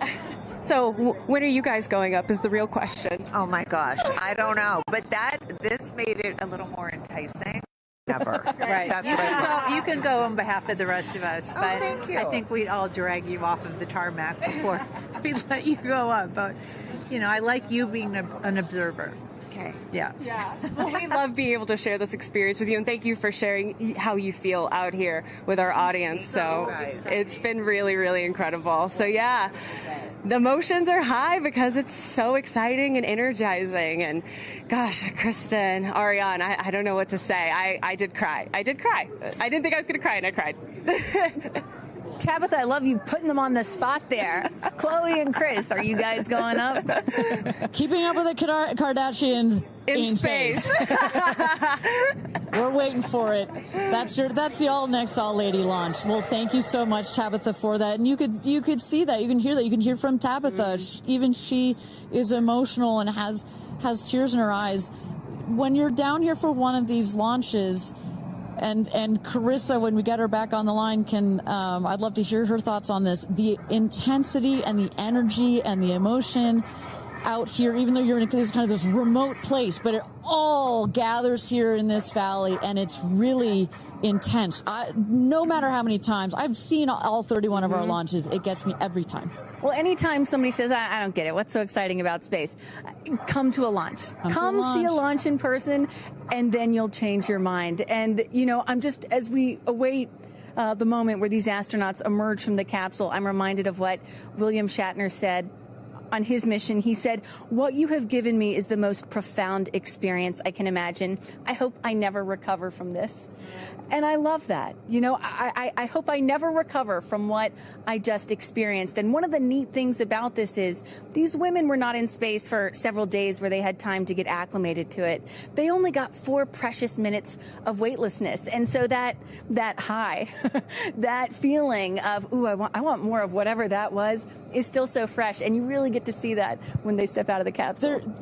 We catch our astronauts. I mean, their minds are still in the process of being blown when they come out of the capsule, and Carissa is going to capture those moments for us shortly here after we get our recovery crew. You see there some of the friends and family have already started lining up there, while the recovery crew, you've seen some images. As I mentioned, they're safing some of the systems on the capsule. We want to release all of the excess air and gas that created that nice air cushion. We'll remove the parachutes, make sure nothing gets tripped up. Also, we reuse those parachutes. And then crew member 7 will take the stairs up to the hatch. It's like a good 3.5-ish feet off the ground, so it just makes the getting out of the capsule that much more comfortable. Crew member 7, last but not least, crew member 7 will open the hatch, and we'll get to see one by one as these lady astronauts now exit the capsule. And a lot of people are probably familiar with seeing, NASA astronauts or Russian cosmonauts emerge from a spacecraft after a long-duration flight on stretchers or, glorified. They need some assistance because they've been exposed to zero-G for so long. Not these astronauts. They're not going to need any assistance. That's one of the beauties of a suborbital spaceflight. You feel great. You don't have to deal with space sickness, right? Exactly. And that's, to that point, this flight, because you're basically going straight up and then over the Kármán line and straight back down. Some astronauts, I think you had mentioned your mother may have experienced a little sickness up there. You don't in this one because it's just once up and once down. And you get that nice zero-G floating sensation and you buckle back in. You don't have it's not as extreme. So do you have an astronaut that you're looking forward to hearing from the most? It's really hard to pick. Yeah. I have to say I'm a huge Katy Perry fan, so I'd love to see what her feelings are. Also, as a mother, our kids are close in age. What does that feel when you have young children? You saw her get so emotional in her pre-flight interview. Is that still the weighing emotion, or is she still just, oh my God, I saw the stars, I saw the curvature of the Earth? What's going to come out of her mouth, but really her heart? Is that Jeff Bezos out there right by the capsule? Kind of hard to see. That is correct. That is Jeff Bezos, our founder, on the left, as well as Sarah Knights, our crew member 7. And I just want to thank our viewers for joining us. NS-31, New Shepard's 31st mission to space, our 11th human space flight.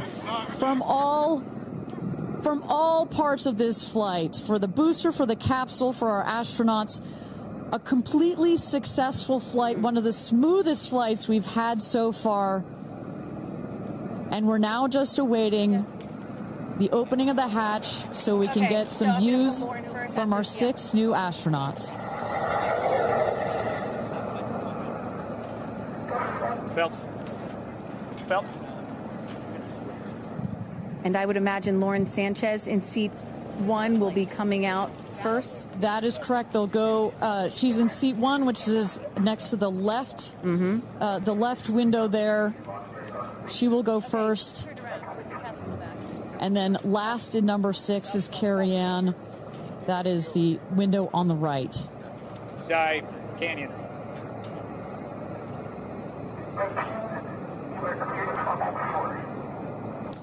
You see those vans arriving. Those are friends and family.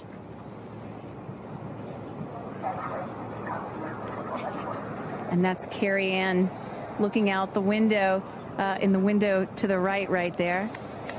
Lauren Sanchez on the left, and you really get a sense for just how big these windows are. I mean, when you're inside this capsule, it's almost as though you're getting a full 360 panoramic view. One of the cool features of this capsule, the largest windows of any spacecraft. So over a third of the surface area of this craft is windows, and that's on purpose. There were many meetings with our founder, Jeff Bezos, where our engineers brought him some windows. He said, nope, make them bigger. They come back, nope, that's nice, but make them bigger.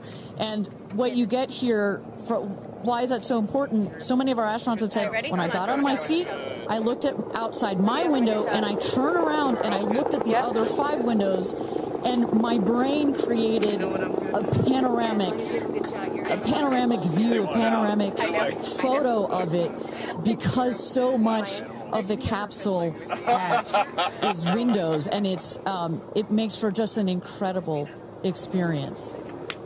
Sarah. Good? Okay, here we go. Yeah. Here goes Jeff Bezos to open the hatch.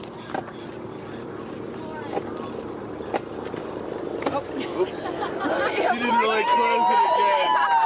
Come on out, guys.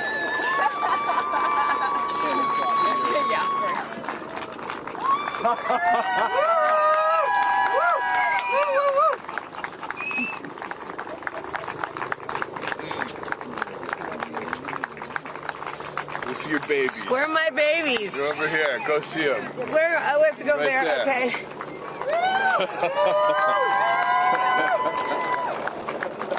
Katie! Woo!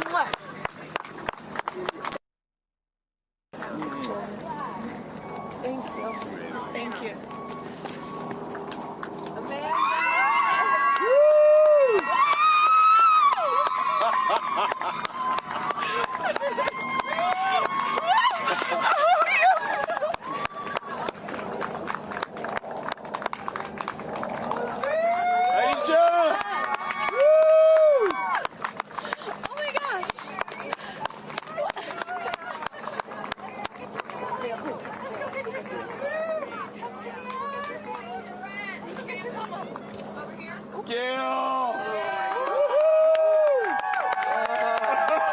I just have to have a moment with the ground. Let me just appreciate the ground for just a second.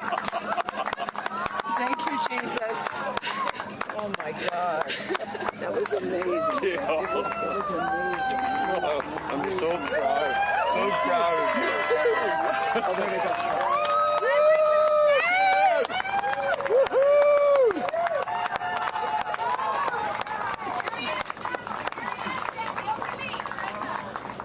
Amazing. I'm so proud of you. Kerianne, we got your people over here. Come right around the bushes here. Come on. I can't I have no, it's not working. So someone just tell me when we're on. Does anyone have our F?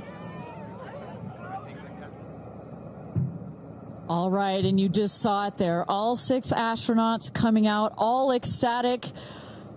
Katy Perry and Gail King both kissing the earth.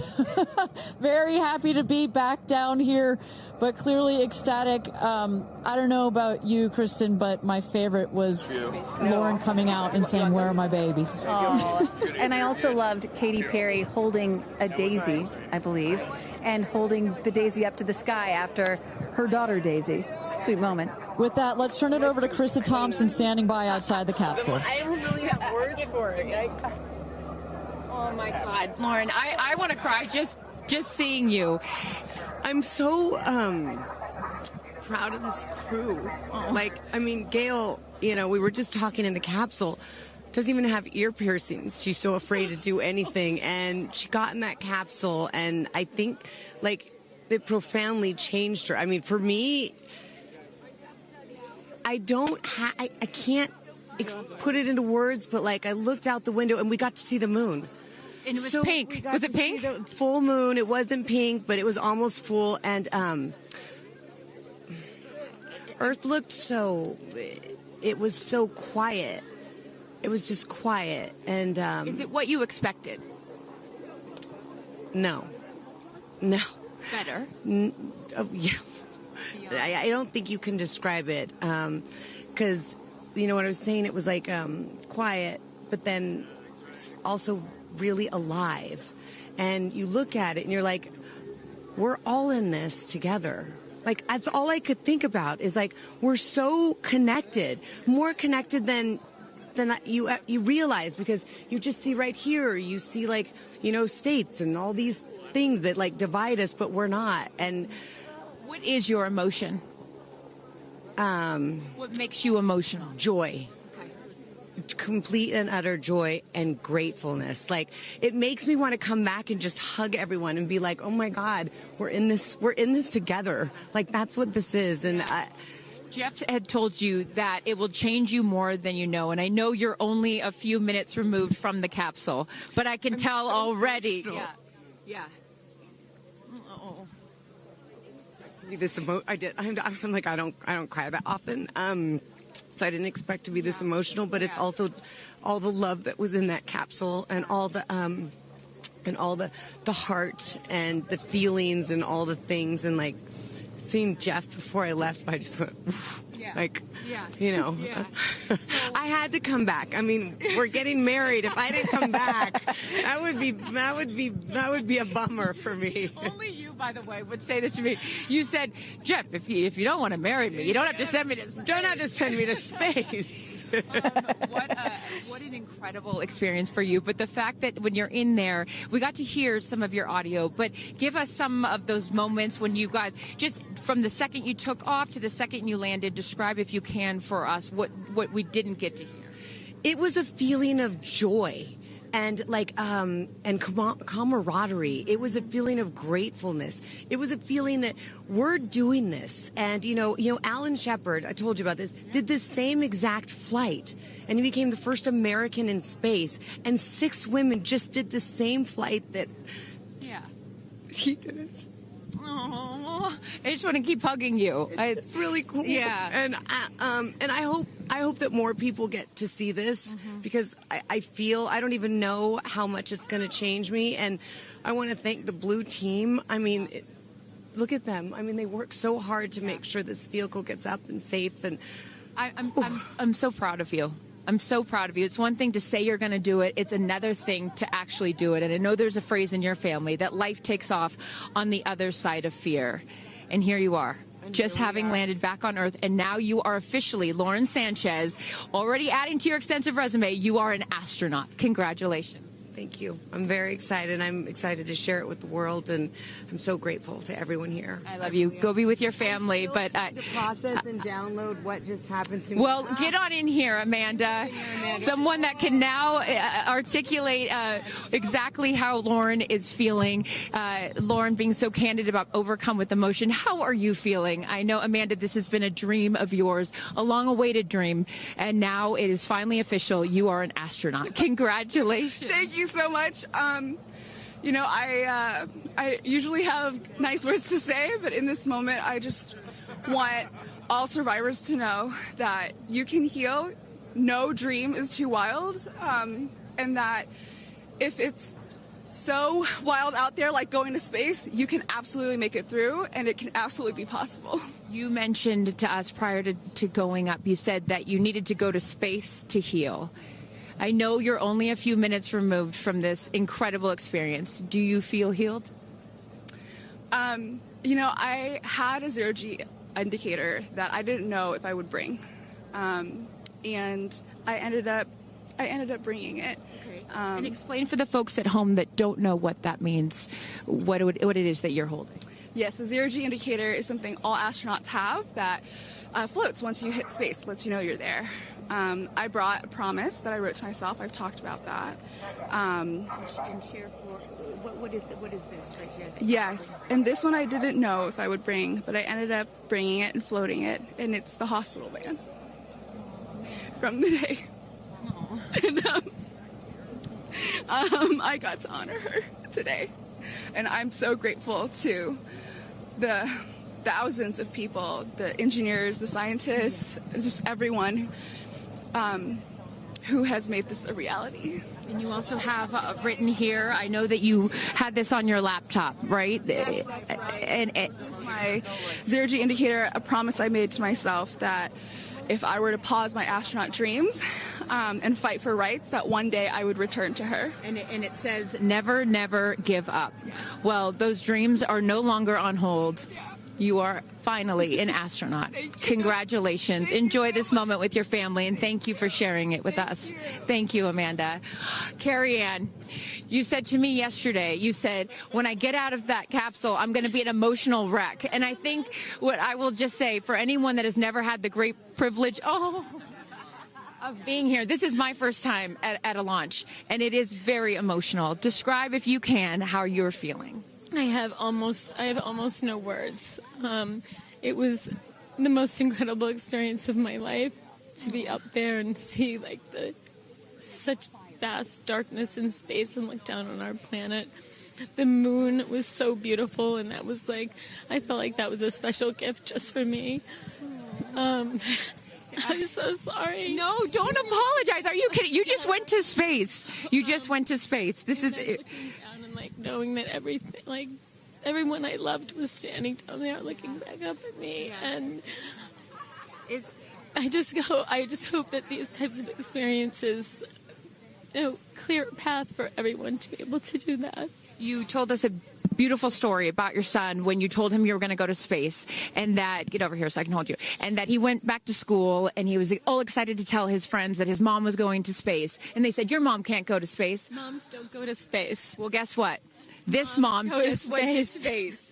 Congratulations. You are officially an astronaut. And I know you're wearing a very special necklace from an incredible group of people that you hold near and dear to your heart. What would you like to say to them watching? I'm wearing a few necklaces today.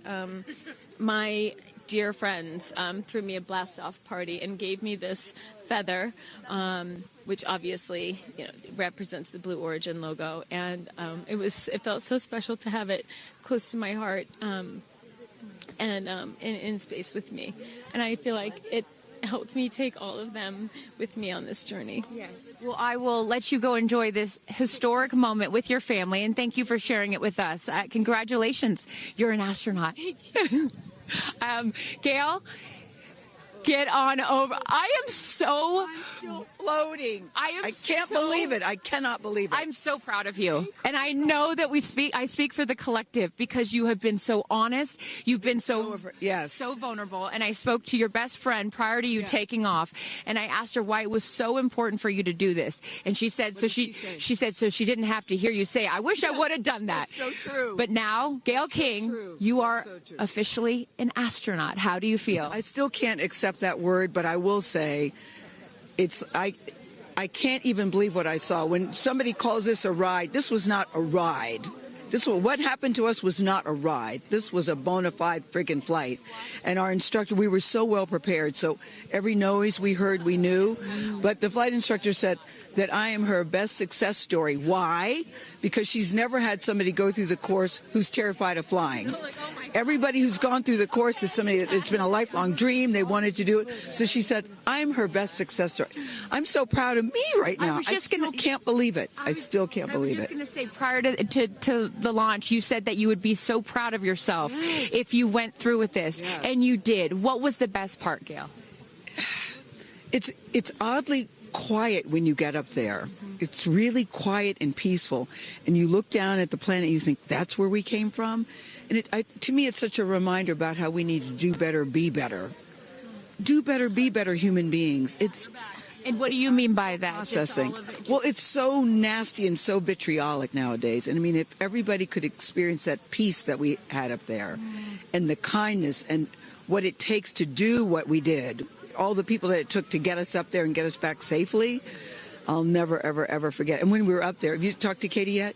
I have not. Okay, when we were up there, after zero-G is very difficult. You know, all the training about this is how you get in the chair and this. I look like a friggin' moose getting in the chair. It was like, just let me get in the chair. Let me get the seatbelt on. But, you know, we had a very do this. How would you describe it? it's very difficult because you're floating. But the best part was when we got back in our seats after 0 G's, Katy sang "What a Wonderful World." She did? Isn't that nice? Oh, come on. She sang "What a Wonderful World." I see dreams. Oh, yes. Oh. Because we'd been asking her to sing all the time, and she wouldn't. And then, because everybody said, sing roar, sing fireworks. And she said, it's not about me. I wanted to talk about the world. Wow. I know, isn't that nice? You got to ask her about that. That's really special. And when Lauren got out, she was overcome by emotion for a lot of reasons, and rightfully so. But she spoke to the group and how close you guys have all become because of this experience. How would you describe the camaraderie that you guys now have together? I would say that we are forever bonded, because you can't go through what we went through to look out for each other, to help each other, and not be changed by that. You know, it really is a true. People throw the word around, but it really is a true sisterhood. Mm-hmm. But it speaks to how we were, you know what, we were set up for success. The training was so, I can't stress this enough. The training was so friggin' good. We were set up for success. And it went exactly as they told us it was going to. Every boom that you heard, the drones, the drogues coming out, the parachutes coming out, it went exactly as they said. Are you glad you did it? I am glad I did it. I am glad I did it. Yeah. I am very glad. I have no regrets about doing it. What would you say to people watching right now that are scared, that are fearful of anything? What would you say to them? Well, I just said I'm stepping way out of my comfort zone, because this is so not like me. I said up there, I might now get my ears pierced. I've always been afraid. Which is great. I love that you've never had your ears pierced. No, even Hootie at the training center. You don't have your ears pierced? I go, because it hurts. Oh, my gosh. But I mean, for people that are afraid, Eleanor Roosevelt once said, courage is doing something that scares you, but you do it anyway. And I stepped out of my comfort zone in a way that I never thought was possible for me. Mm-hmm. And now that I've done it, I really do feel I can take on anything. Anything. Congratulations, Gail King. You are an astronaut. Thank you, Chris. I am so excited for you. I'm so excited for you. And I'm going to go with you to get your ears pierced, because I want to get another hole right here. Go enjoy this with your family. Thank you so, so much. Aisha, oh my goodness. Congratulations. Congratulations. You are officially an astronaut. How do you feel? Also, how do you look perfect after just going to space? I mean, my goodness. I will never be the same. I mean, when you get up there and you see the Earth, and it's so beautiful, and it just fills the screen, and it's not just your window, it's like everybody's window, and there's no boundaries, there's no border, there's just Earth. It's incredible.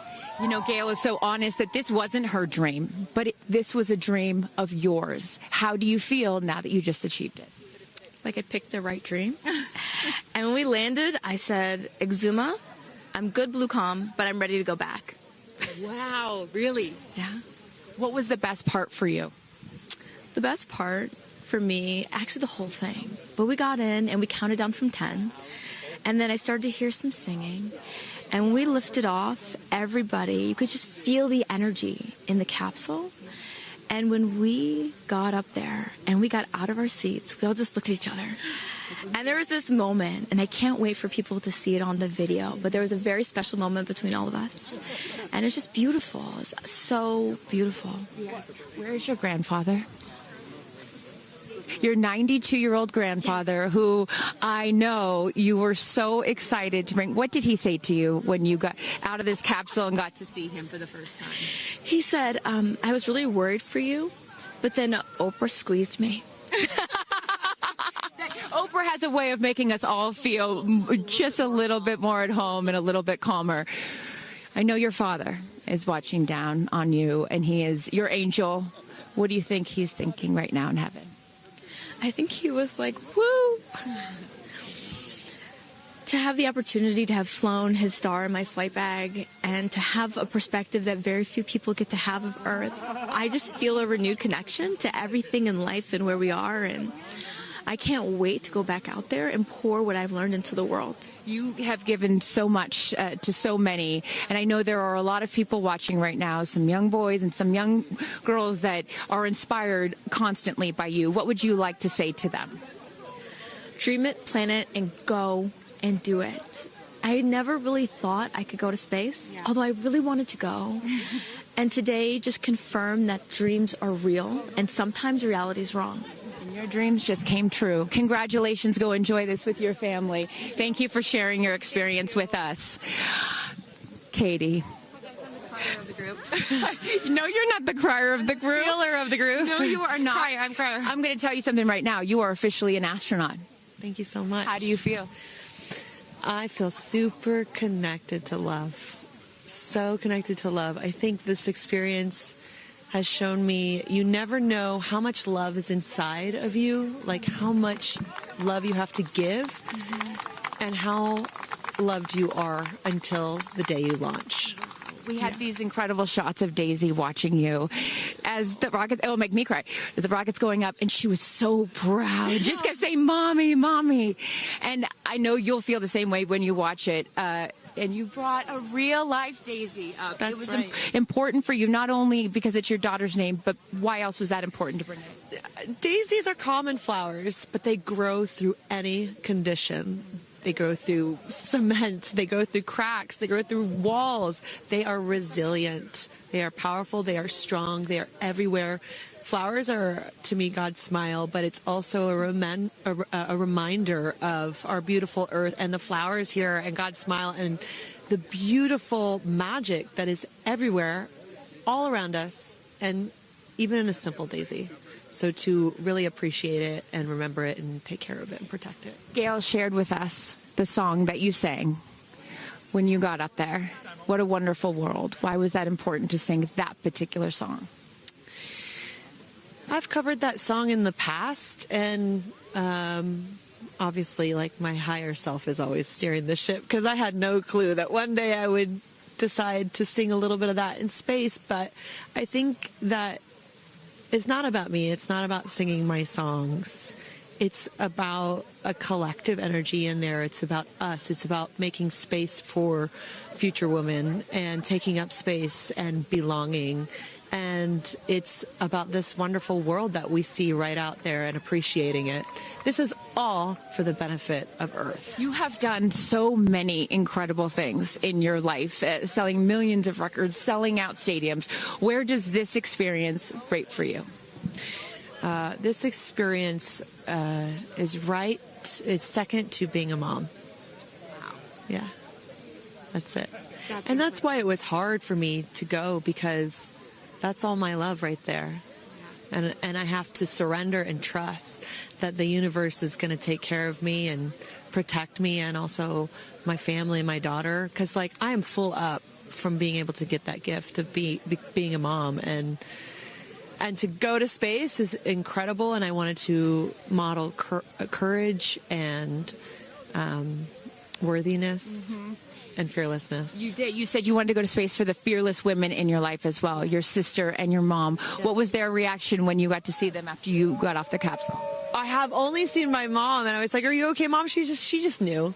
She knew. She was totally okay, and I'm sure she was speaking in tongues underneath her breath, as she does all the time. She would do that for anything else, but definitely today.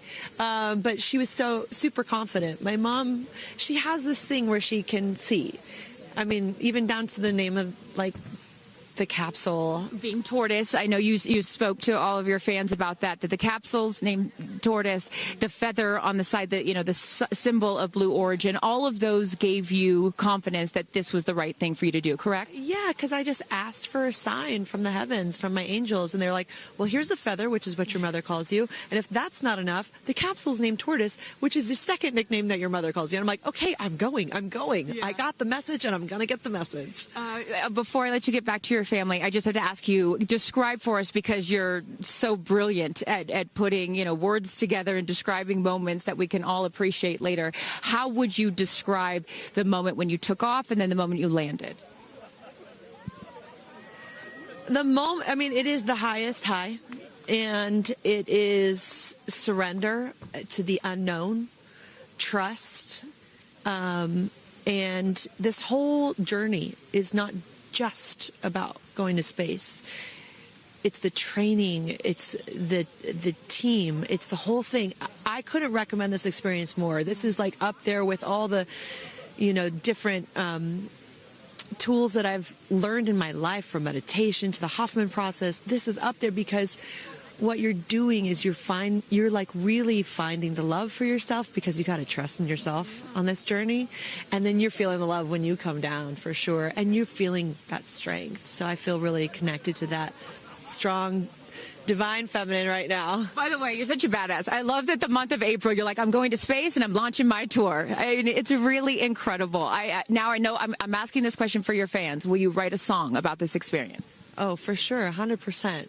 And not only that, I got to reveal my set list for the tour on a butterfly. How apropos. Incredible. Just flying in space. I don't know if anyone's ever in space. I don't know if anyone's ever done that before, so I'll just Well, there's a lot of things that you have done first. You are now officially an astronaut, and let me just tell you, on behalf of everyone here at Blue Origin, our webcast, and everyone, all of these individuals that put this incredible thing on, congratulations. Thank you so much. Thank you for sharing your experience. Is it a 10 out of 10? That's my review. 10 out of 10. You definitely go for it. 10 out of 10. Thank you, Katie. Congratulations. All right, you guys, so many fun moments that we'll continue to see as we get the footage. But I'm going to send it back to you and let these incredible astronauts enjoy their time with their friends and family. Thank you so much, Carissa. Wow. Kristen, I mean, 6 inspirational women in their own right. Eloquent. I could not be that eloquent coming down from space. You know, you heard Katy Perry saying 10 out of 10, but number 2 experience only to being a mother. What were some of your takeaways from what we just heard?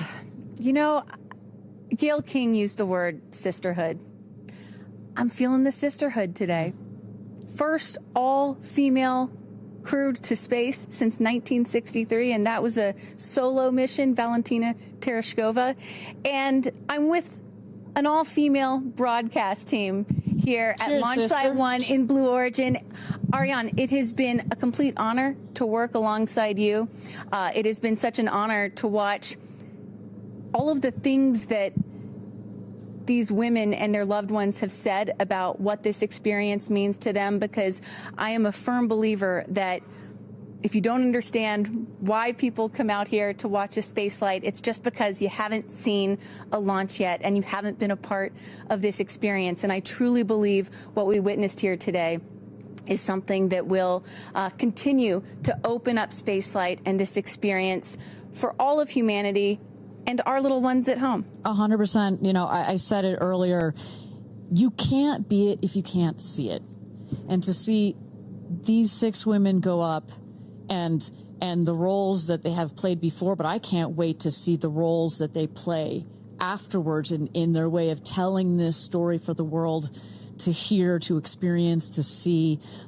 This is just the beginning. So I want to give a shout out to them, because as you saw, that is coming out of your comfort zone, whether you wanted to go to space or you're like Gail and you didn't anticipate it. Thank you for trusting yourselves and to their families and trusting their loved ones with Blue Origin. We are very proud to do that. I'm so proud of Gail King, too. I wonder if she's still afraid to fly on airplanes after flying to space. Have we cured her of her fear of flying? I don't know if we've cured her for getting your ears pierced. So there we go. Baby we'll take steps. That one. Let's start with that one after this not so baby step. Aw. Look at that beautiful shot. And now the party starts, right? Can we pop some champagne and celebrate a little bit later? Let's do it. It's only 9:20 a.m. It's not too early. 5 o'clock somewhere, baby. All right. What an incredible day. Just for all of us, for our astronauts, for our Blue Origin team. It was an honor to fly you to space. And if you would like to follow in the pioneering footsteps of these astronauts and purchase a seat to space, visit blueorigin.com and click Fly to Space. Your own journey to visit the Kármán line is much closer than you think. If you'd also like to purchase a mission patch to commemorate today's launch, head to Blue Origin shop for patches and much, much more.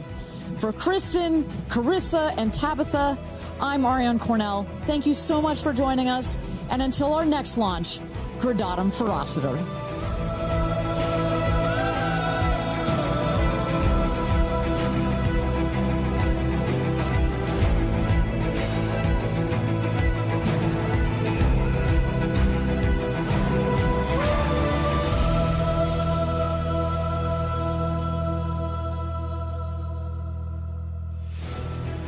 Have you ever dreamed of going to space? A once-in-a-lifetime journey is closer than you think. To book your flight, visit blueorigin.com and click Fly to Space. Tell us as much as you can about yourself. Once we receive your inquiry, our team will reach out to guide you through your journey. It's your time to join the new generation of astronauts.